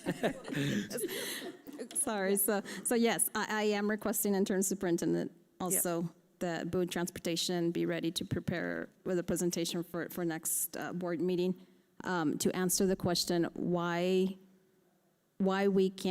do our Alta Vista early college kids have to get, for example, I can only speak from experience from Chaparral, they gotta go I think they get picked up at Chaparral Middle School or no more. And then, class has to start at 9:30 and end at 5, like why? And with all due respect, I was a kid that used to was in your Boone system. So thank you for working with Gadsden, but I think we need to come up with an answer. And someone that's my supervisor says the answers are in the room. There's many cabezas here, intelligent people. And so the answers are in the room if we work collaboratively. We can come up because we've got to do better for the kids. And just because we've always done it the way we've done it, and even though the kids are resilient, I'm not in agreement that we should continue like this, okay? And the other thing is I want a clear explanation as to why DACC is not an option. I think the public deserves, and we deserve an explanation of why that is not an option. And then before you continue, ma'am, now that you and I, Ms. Medrano, are on the DACC advisory board, and I'm on it again, interim superintendent, I like to sit and have a conversation with Dr. Torres, the three of us. We can definitely do that, Senora Flores. Please, so that's another request. Yes, Go ahead, ma'am. ma'am. Got it. No, just Board President Lira and members of the board and Interim Superintendent Tarazona, we have sat with them, and that's our first request. They don't have the square footage either, and it has to do again with what you were talking, Board Member Guerrero, about the fiscal, the money, the enrollment. Because that's something that we really wanted to do and have our kids be part of the DACC, but that was pretty much what we were told. But if you, like you're saying, if you could meet with her again, but it's just that they don't have the capacity to do that right now. They don't. Their classes are full. Yes. So, Ms. Flores, I can reach out and maybe reestablish that communication to see where we're at now, just because of the drop of enrollment everywhere. So maybe it's something worth revisiting and looking at again. Don't they make money off of us? So they don't? No? So they don't. They don't, no. No. Okay. Okay. So, okay. Yeah, Thank you for educating me. Here's another question or something to ponder upon. So the reality, like Secretary Rodriguez mentioned, there's a drop in enrollment nationwide in the state and in the district of Gadsden and neighboring district. We know that that's the reality. So with that in mind, why are we proposing also then, okay, keep Alta Vista where they are, which I don't agree with, or have these other options, but also bringing the pre-K to, because that's one of the options is, okay, we put Alta Vista with Berino, combine, right? Yes. Or we move them to Loma Linda, right, which there'll be empty classrooms, okay? And then I believe you all have presented too that, okay, maybe we don't move them to Loma Linda, and then we bring the pre-K into Loma Linda, but there's still going to be unused classrooms, even when we bring the pre-K, correct? Board President Lira, members of the board, yes, ma'am. I believe the first presentation involved moving, sharing the spaces like for office spaces. We also talked kind of what President Lira was saying is moving pre-K with the Alta Vista kids. We've thrown so many options, I think I'm trying to remember all the options, but yes, that was part of the conversation. I don't remember, we said we would leave Alta Vista there if they moved to Loma Linda because it would take a year to upgrade the labs to DACC standards, or even if they moved to Berino, you'd still have to make new labs, but they would be able to walk to Alta Vista. Like we would keep half the classes, so we have thrown out like a lot of options, but we kind of need to hone them down, like you all have been kind of saying. It's a big decision, right? In the end. No, and I definitely think it's a big. I'm just telling you what I'm feeling. Is why does it feel like you all are saying it's better for us to put the pre-K at Loma Linda, and you just finished telling me that there's still going to be empty classrooms, which is still the case if we move Alta Vista to, to Loma Linda, there's still going to be empty classrooms. Why does it feel like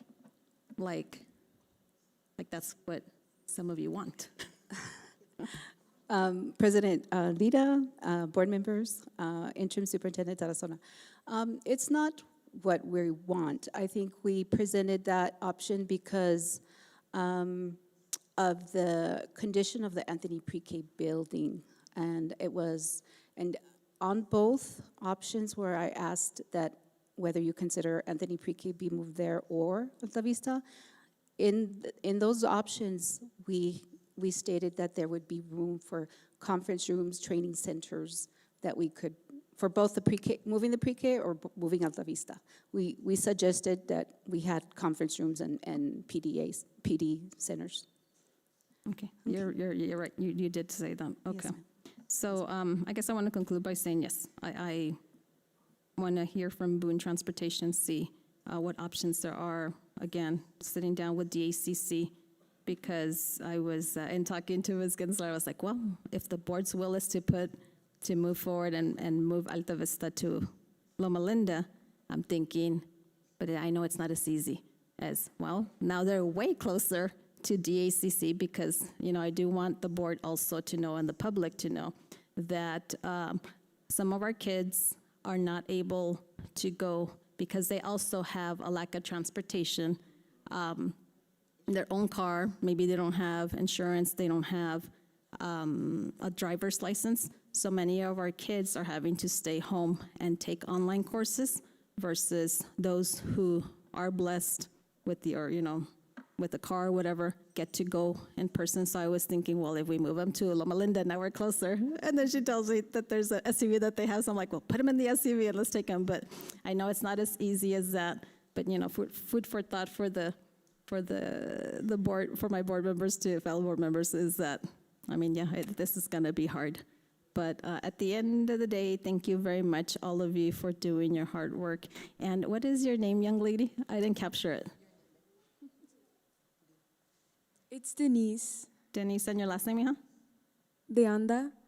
Okay, Denise, thank you so much for your presentation. Thank you, David. Thank you, Ms. Gensler.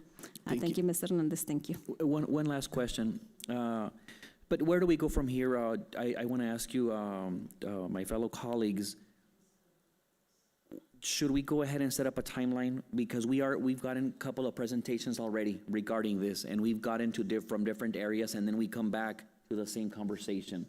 If you guys are serious about actually taking an action, I think that maybe by next time, Ms. Cadena can go ahead and set up a timeline of the action that we're gonna go ahead and take, maybe the first phase, the second phase, or the third phase, to go ahead and give us a visual of, in the first phase, we're gonna go ahead and talk about this. We're gonna have a discussion of what's realistic. If we wanna go ahead and pick the option of bringing Alta Vista to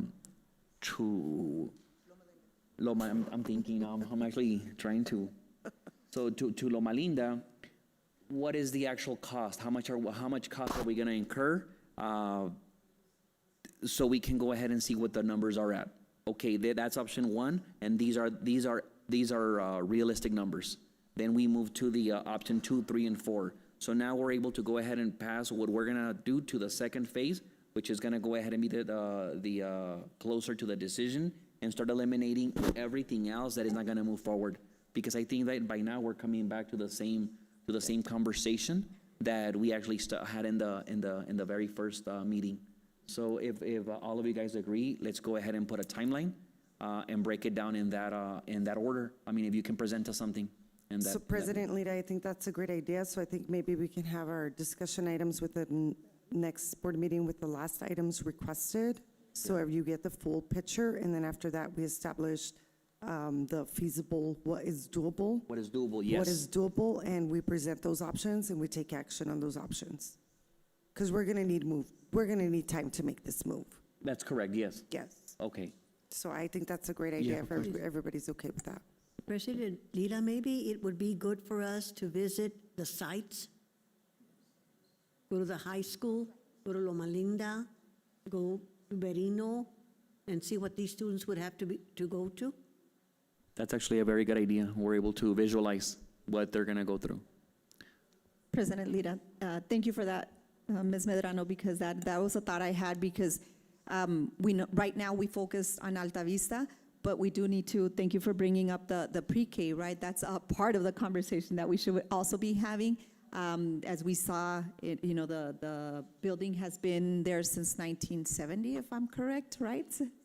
Something like that, 60s, late 60s. So that hasn't even been part of the conversation right now. And yes, if we visit, it'll give us a visual of what it would look like if they move or where they move, and then also what the facility looks like currently for the pre-K, right? Because again, we're looking for what is it?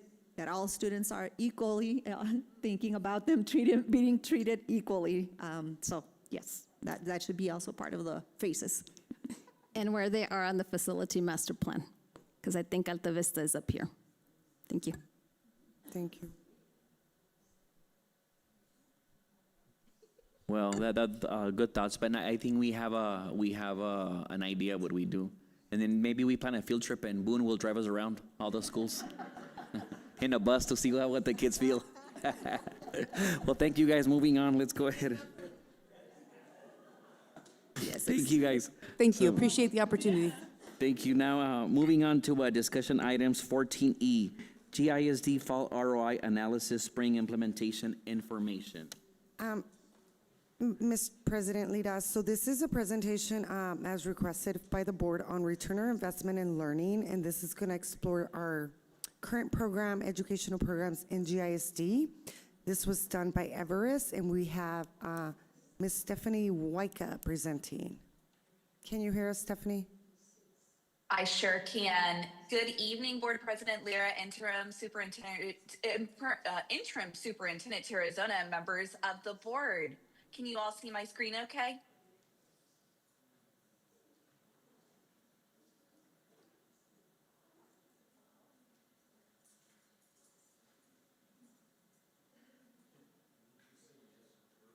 All right, well, I am gonna keep going. Yes, okay, perfect, thank you. Well, my name is Stephanie Waika, and I've had the privilege of meeting a few of you, but not all of you. I've spent over 20 years in public education as a teacher, school leader, and district leader. And today I lead the success and services team at Everest Analytics, where I partner with districts to help turn data into clear, actionable decisions that support students. At Everest Analytics, we partner with districts to connect program usage, student outcomes, and costs so leaders can understand what's working, what's not, and where to focus next. We've been fortunate to partner with Gadsden since 2024, and over time, that work has deepened from supporting the central office team to now working monthly alongside principals. And I want to say it's truly meaningful to be a part of the work happening here in Gadsden. We see this as a premier district, and it was a joy to hear about your scholarship, student success, and all of the amazing things that are happening with students in Gadsden. There are three things we're focused on tonight. First, how implementation, impact, and investment work together to define ROI. Second, what patterns we're seeing across the system. And third, what that means for you at the governance level. How to think about return on investment in a way that supports strong decision making. At its core, ROI is about alignment. It's not just whether a program works, it's whether students are actually using it.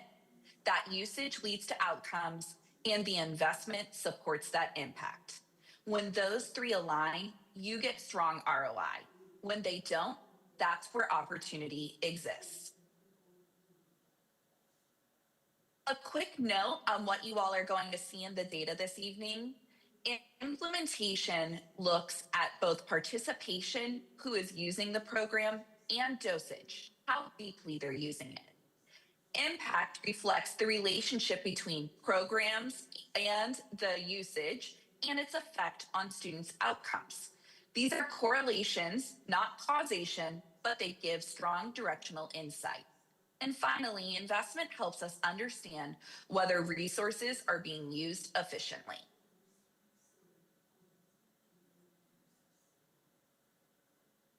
This slide shows how we categorize performance. You'll notice we use stoplight colors, green, yellow, and red, to visually communicate performance. The key takeaway is simple. Strong performance means high participation, strong usage, and clear evidence of impact. Lower ratings typically reflect gaps in usage or weaker connections to outcomes. You'll see these ratings used consistently across our programs and our analyses. And now we'll move into the fall 2025 semester ROI analysis, starting with a system level view before going program by program. As Interim Superintendent Tarazona said, we partner with Gadsden to analyze several instructional services programs. Before we go further, I want to take a moment to explain how to read this slide. Each row represents a program. From left to right, you're seeing the annual cost, the percentage of students using the program, and on the right, any unutilized investment, or what we call spending to analyze. So in simple terms, this slide shows us, are we using what we've paid for? Now, I want to pause and recognize what this slide truly shows.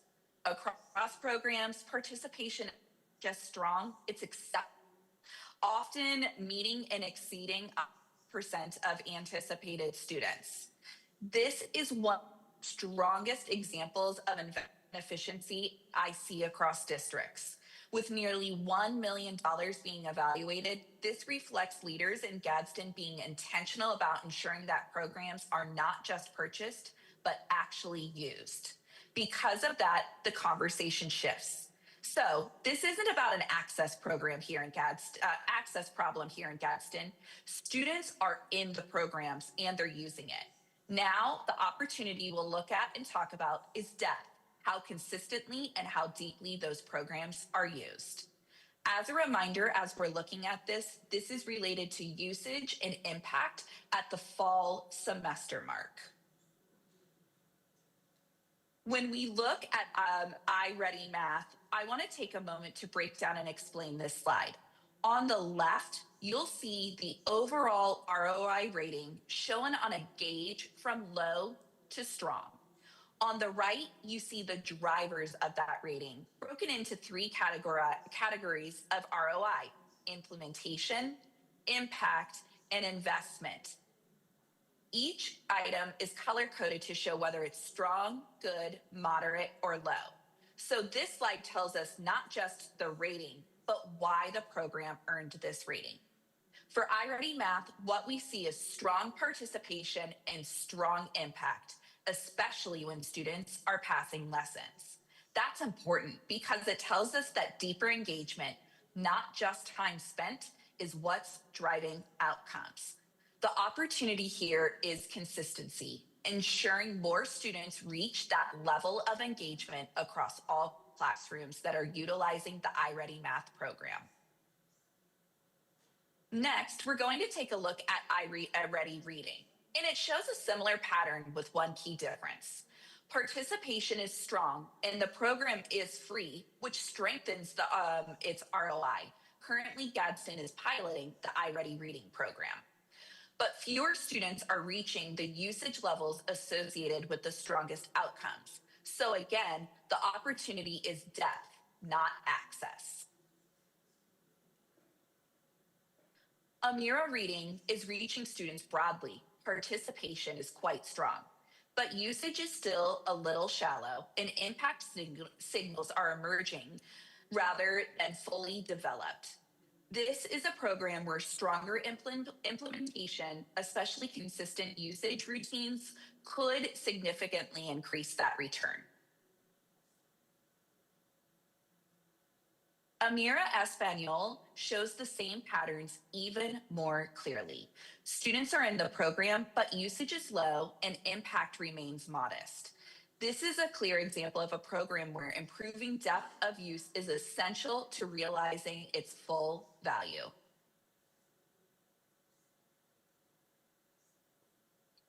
Flashlight 360 is being used widely and shows positive impact. However, it is a higher cost program and most students are not yet reaching the level of assignment completion tied to its strongest outcomes. So the focus here is maximizing return on an already significant investment. Joy School has some of the strongest participation in the system, but most students are not using it at the level needed to drive measurable impact. So this becomes a very clear example of high access, but lower depth of dosage. When we step back across all programs, a consistent pattern emerges across the fall 2025 semester data. The system has solved for access. The constraint is dosage, how deeply programs are used.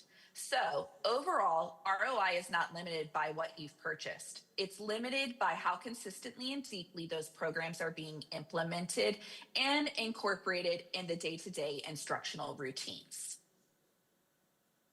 Now we're going to transition from a program level ROI analysis during the fall to really taking a look at implementation patterns across the system during Q3. So at this point in the year, our partnership with Gadsden focuses on implementation quality and evaluation of that.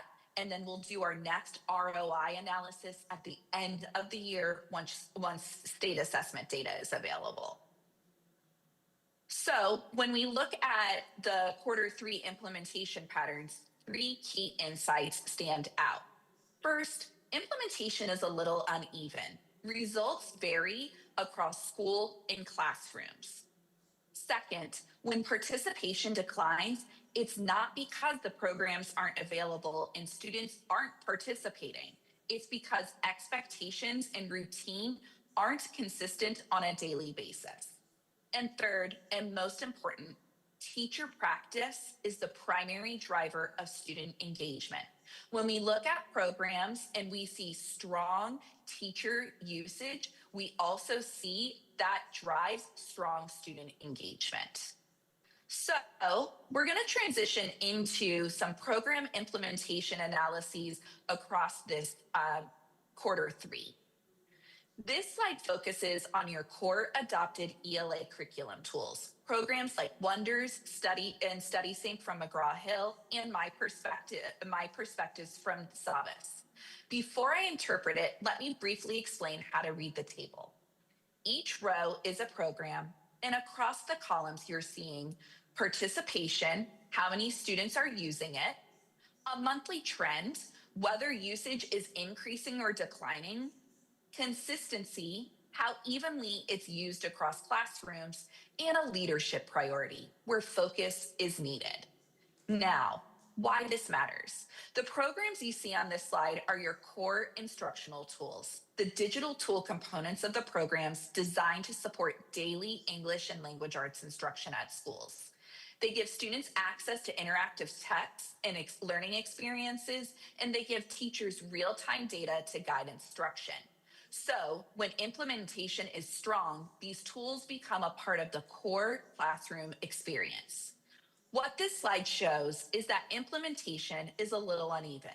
Some schools or grades are using these tools consistently, while others show minimal or inconsistent use.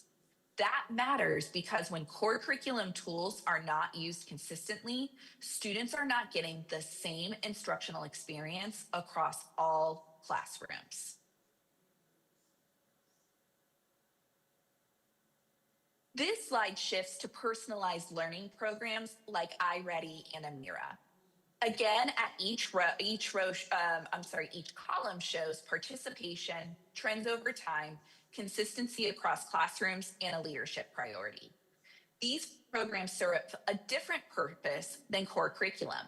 They are designed to provide individualized instruction, meeting students where they are and helping them build skills at their own pace. They are also where we saw earlier that deeper usage is most strongly connected to student growth. What stands out here is that participation is generally strong, but consistency varies. Some grade levels or schools are using these programs in a structured, consistent way, while others are more inconsistent. That matters because personalized learning only works when students engage with it regularly and at sufficient depth. So the takeaway here is these programs have strong potential for impact and are maximized when usage is consistent and sustained. And I'm going to transition us to our last glance at program implementation across Q3. This slide focuses on English language programs, including Amira Español, Joy School, and Flashlight 360. As with the previous slides, you're seeing those same breakdowns across participation, those trends, consistency, and leadership priorities. These programs are designed to provide additional language development and targeted support, particularly for multilingual learners and early literacy. They play an important role in ensuring that all students can access grade level content and build foundational skills. What we see here is a familiar pattern. The programs are present, and in many cases, participation is very strong, but usage is uneven or declining in some areas. That matters because these supports are most effective when they are consistently integrated into daily instruction, not used sporadically. So the takeaway here is the opportunity is not adding more of these programs, it's strengthening how these supports are used within an integrated classroom experience to ensure students receive consistent access to them. So when we look across all three areas, core curriculum, personalized learning, and language supports, we see a consistent pattern. The programs are in place, students have access, and it's the level of consistency in how these programs are used that has some variation. And that's what ultimately shapes the student experience. Which brings us to the governance level. If return on investment is being driven not by what we've adopted, but by how consistently those tools are implemented, then the question really shifts from programs to how we, as a system, support and monitor that implementation. And this represents that thinking a shift from thinking about individual programs to a system that continuously evaluates usage, impact, and investment to guide those decisions.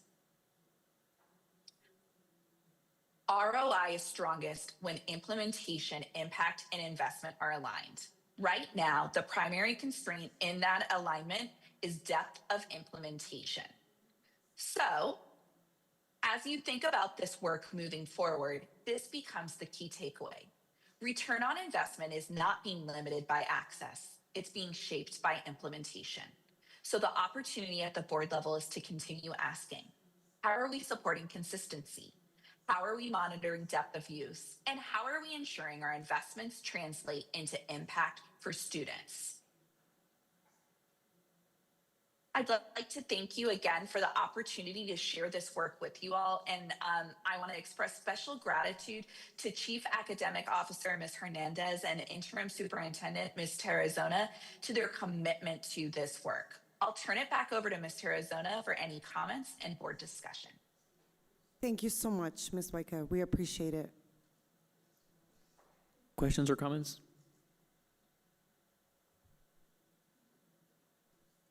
President Lira. So I see, thank you for the presentation that gives me, or I understand a little bit more which programs are being utilized here. But now my question is, what do each program, how are they used? What grade levels are using those? So now, and if I understood correct, there's a Mira, Flashlight 360, Joy School, iReady, and then Wonders, StudySync, and Savas are also programs? They are. Those are available digitally and in print. Okay, all right. So I think So now, Joy School is a K-2 English language development program. Flashlight 360 is a 3rd grade through 12th English language development program. Mira Español is for the elementary grades, and that's a new rollout per PED and MPED. Savas is our Spanish language arts curriculum. Reading, that is K6, and it tells you the level indicator on the slides of the program. iReady Math, again, that's K6, that's math instruction. Amira is K2 reading. Amira comes in Español y en Inglés. So those are, I don't know if I missed any. Can you go to the next slide? 6 through 8. So the McGraw-Hill's is the 6 through 8, and Savas is our Galeria, 9 through 12, and that's for our native Spanish perspectives. And then Board President Lira, members of the board, and Interim Superintendent Tarazona. So this report is given to our administrators. So this is from the fall semester. So what happens is when we meet with their principals, they review their own data on their campuses, so we can target specifically which campuses are not using it or which teachers. And so what they go back, we also have to take into account, like K6, if you notice, there's a lot of programs for them on top of the instruction.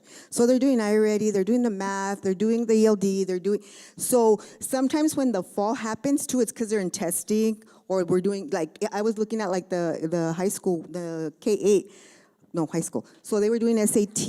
We also have the break. So there's a lot of factors that are taken into consideration, but Ms. Stephanie will either join us virtually or come in person, and the principals get into their campuses, and then that's how they target how to move.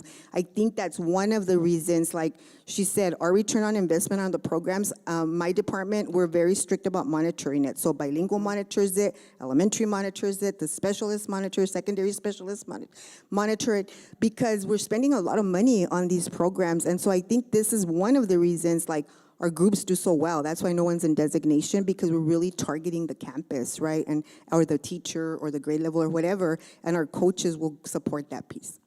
Yes. Thank you, Ms. Hernandez. Thank you. so President Lira, in a sense, so whenever they're not being utilized, when you have the meeting with the principals, they have to evaluate the reasons behind why they're not utilizing them.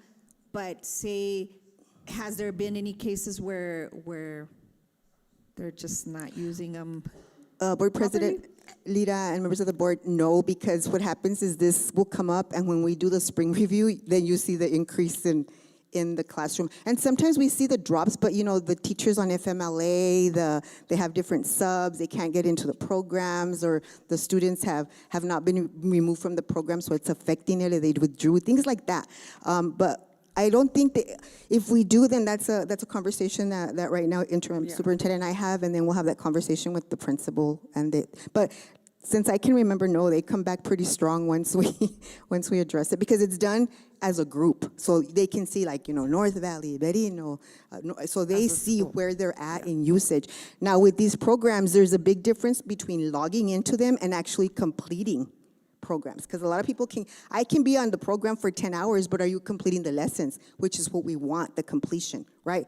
And so that starts showing the progress and making sure that students are improving in their academic achievement pieces. So yes, those are things we monitor. There's a lot of different things. So let me give you an example. So for like iReady Español, that's been a struggle. As some of you know, it's a controversial program right now. They're actually going through a complete realignment because of the Spanish, the vocabulary. It doesn't take into account your accent or your inflex when you're recording. So that's probably one of the programs not loved by our staff. So there's different reasons, and sometimes these are pet mandated, and we have to do it by law, but just an example of why that one probably has the lowest reading, because it is controversial. So if you're an L and you're talking to it, it says something else as the outcome. So again, their AI is not perfect, and I know we were asked to be in this restructure to give them feedback, but we are struggling with Amira en Español, and I'm sure Ms. Flores could relate to that story. I was going to say this. Let's see if I can get a smile. Do you guys, those of you who know, wake up spot, Yeah, it's, yeah. So, but we do, our coaches do our walkthroughs for English language development. This is one of the things they look at. How many assignments have the students completed? As with any new rollout, we just started Flashlight in 3rd through 6th because of our data going up in the middle school when we started Flashlight. So we base it on data, we base it on our proficiency. Are we growing, and what is our outcome? I guess, President Lira, another question that I would have is, I'm sure you all look at not just using the programs. I mean, obviously, they're a good resource and something that needs to be done because you need to see the impact and the implementation and the investment, right, of the program itself. But it's not overcompensating for the instruction, where because we want to use this program and not giving during the actual classroom time? No, board member, that's a great question. No, there's a lot of time for it within the block of the, like in literacy, like this is a time that you can be on it, but it's part of like the intervention in the tier 1. So our resources now are very well developed where our students can be in the small group within the classroom with the support of the teacher. And so there's a lot of times like, you want to talk about like your Flashlight? There's like Yeah, 20 so minutes. so for an English language development block, it's mandated by federal law. We use 45 minutes. So for the Joyce School, the kids are on 10 to 15 minutes. And that's really, if you look at English language development, there's 4 skills: listening, speaking, reading, and writing. And that's to develop 2 of those standards. We are not program driven. Everything we do is driven by the standard. These are just resources to support how the teachers and the tools they have in the classroom to teach the standard. Yes. Interim Superintendent Tarazona, may I add one thing on that I wanted to highlight from the partnership that I see as a huge success around Gadsden with that specifically? Yes, go ahead, Ms. Weka. And I'm probably saying that wrong, I'm sorry. No, you're not saying it wrong. Okay. You're saying it I got it 100% correct. after all. You always just call me Stephanie. That's why. Everyone can just call me Stephanie. It's fine. And so one of the things that I wanted to elevate about the work that happens in our partnership with Gadsden, and I'm truly lucky that I have been on the ground in Gadsden, seeing these programs in action, working with your principals and working with the central office team side by side since 2024 myself. And we really see strong implementation systems that are truly aligned with standards and saying these are the programs that have been selected that we think have the strongest alignment with standards and are going to yield the greatest impact for our students. Very prescribed ways of what does high quality implementation look like and what are the expectations for high quality implementation that aren't only analyzed by minutes on a program or what even is being completed in a program, but is complemented by the visits into classrooms. And so just as Interim Superintendent Tarazona was sharing about how the specialists are going in and observing, the academics side team, they have done the same thing for the different academics program. And I have a patented example that I use from Gadsden where I probably need to pay Chief Hernandez maybe and some chocolate for the quote is, but when we're looking at things around like, are we overusing this program in lieu of spending the time on something else? When we look at those number of minutes of saying, oh, this is really high, it's way beyond what we're supposed to. What are we putting at risk by doing that? And what are we undermining that could be that time for engaging rich, high quality discourse and instruction happening in the classroom? Thank you so much, Ms. Waiko. We appreciate your partnership. I just have one question. So what programs, so there are programs, obviously, that address English language development. What about our non-native Spanish speakers? Do we have Spanish language development for them? What programs are we using for them? I'm so glad you asked that question, Ms. Flores. So in our dual language schedules, we do. So if you are an English-only student, obviously you don't go to ELD class, you go to Spanish language arts development. So it's just the opposite. So they kind of get divided, and they receive that instruction on their need. And again, this allows us to differentiate for students or students struggling with a skill. I'm going to give you a lesson. You need to practice la R. Siéntate. You get this lesson, mijo. So this really allows for that differentiation, and not all students learn the same way. So it really just gives us more options for students to have different methods and different platforms. And then just my other question would be, what are we doing to educate parents so when parent-teacher conference comes, you know, unless you are a classroom teacher and educator, you have an advantage in asking questions, right? So what about non-educator parents to hold our teachers accountable, or even like asking, hey, like some parents are probably listening right now. So, you know, I mean, there's not going to be another parent-teacher conference, but there could be the conversation of, you know, hey, how many minutes are you putting my child on a mirror learning, et cetera? You know, are we educating our parents of what programs we're using, so that way when there's parent-teacher conferences, you know, parents can ask? Yes, Board Member Sala Flores. So one of the things we encourage our principals to do, because they do have their coffee, you know, we always say go to coffee with the principal. Those are the areas where they show the I-ready reports, because our kids go home and have the opportunity to work on all the programs, right? Yep. There's a parent connection in everything, in the math, in the reading, and so those are the pieces. That's how we educate. But I think, like, my concern, and I think a lot of the board's concern, is if you only have 2 parents out of your 300 kids, you know. But even at parent-teacher conferences, a lot of our schools have gone to a student-led conference of, this is where I'm in reading, this is where I'm not proficient, this is what math looks like, this is what. So on our end, we really do encourage our principals to share those pieces with our parents, yes. And like I said, I don't know if you've noticed, so many people have like newsletters now too, and like the high schools, if you tie yourself to them, the SAT scores, the SAT practice, PSAT. Yes, go ahead. And Chief Hernandez, that's probably something that we can straighten, Ms. Flores. Yeah. So I think we could become more intentional about that, for sure. Thank you. Any other questions? Thank you. Thank you for the presentation. Thank you, Ms. Stephanie. Absolutely. It was a pleasure to be with you all tonight. Thank you. Have a good one. You as well. Thank you. So moving on to item 15, it's going to just be our board member events. So we do have busy days kind of in the next couple of weeks. Go over it and make sure that we make the time to attend as much to as many events as we can. Item 16, a closed session. A, limited personal matters pursuant to 10-15-1. H2 of the Open Meeting Act of NMSA 1978 as amended for superintendent and associate superintendent reports on employees on administrative leave with pay, employee grievances, and employee issues. Do I have a motion to go into closed session? So move. All in favor? Oh, you gotta do roll call. Roll call. Can I do a roll call? Can I have a roll call, please? Board President Lira, Aye. Board Vice President Flores, Aye. Board Secretary Rodriguez, Aye. Board Member Guerrero, Aye. and Board Member Medrano. Aye.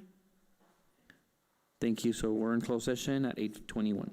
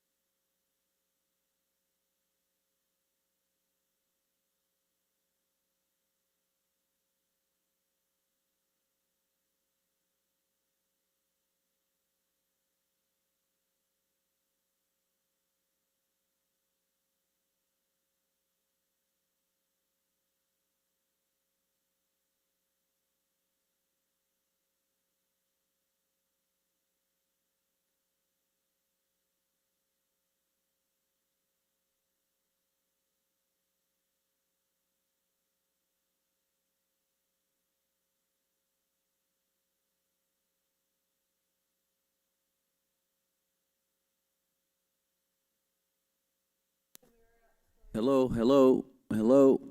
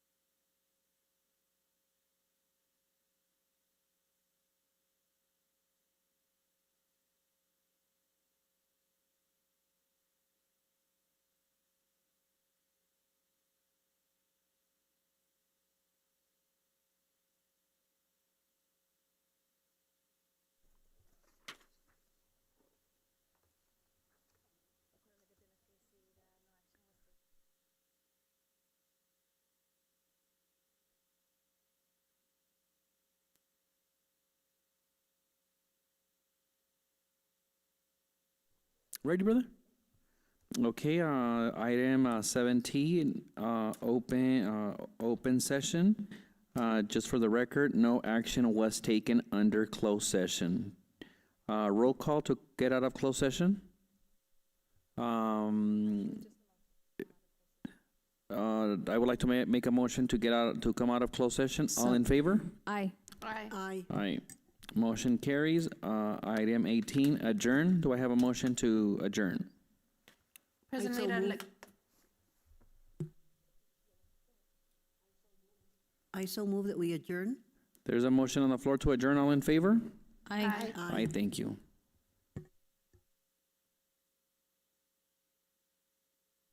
At 8:48.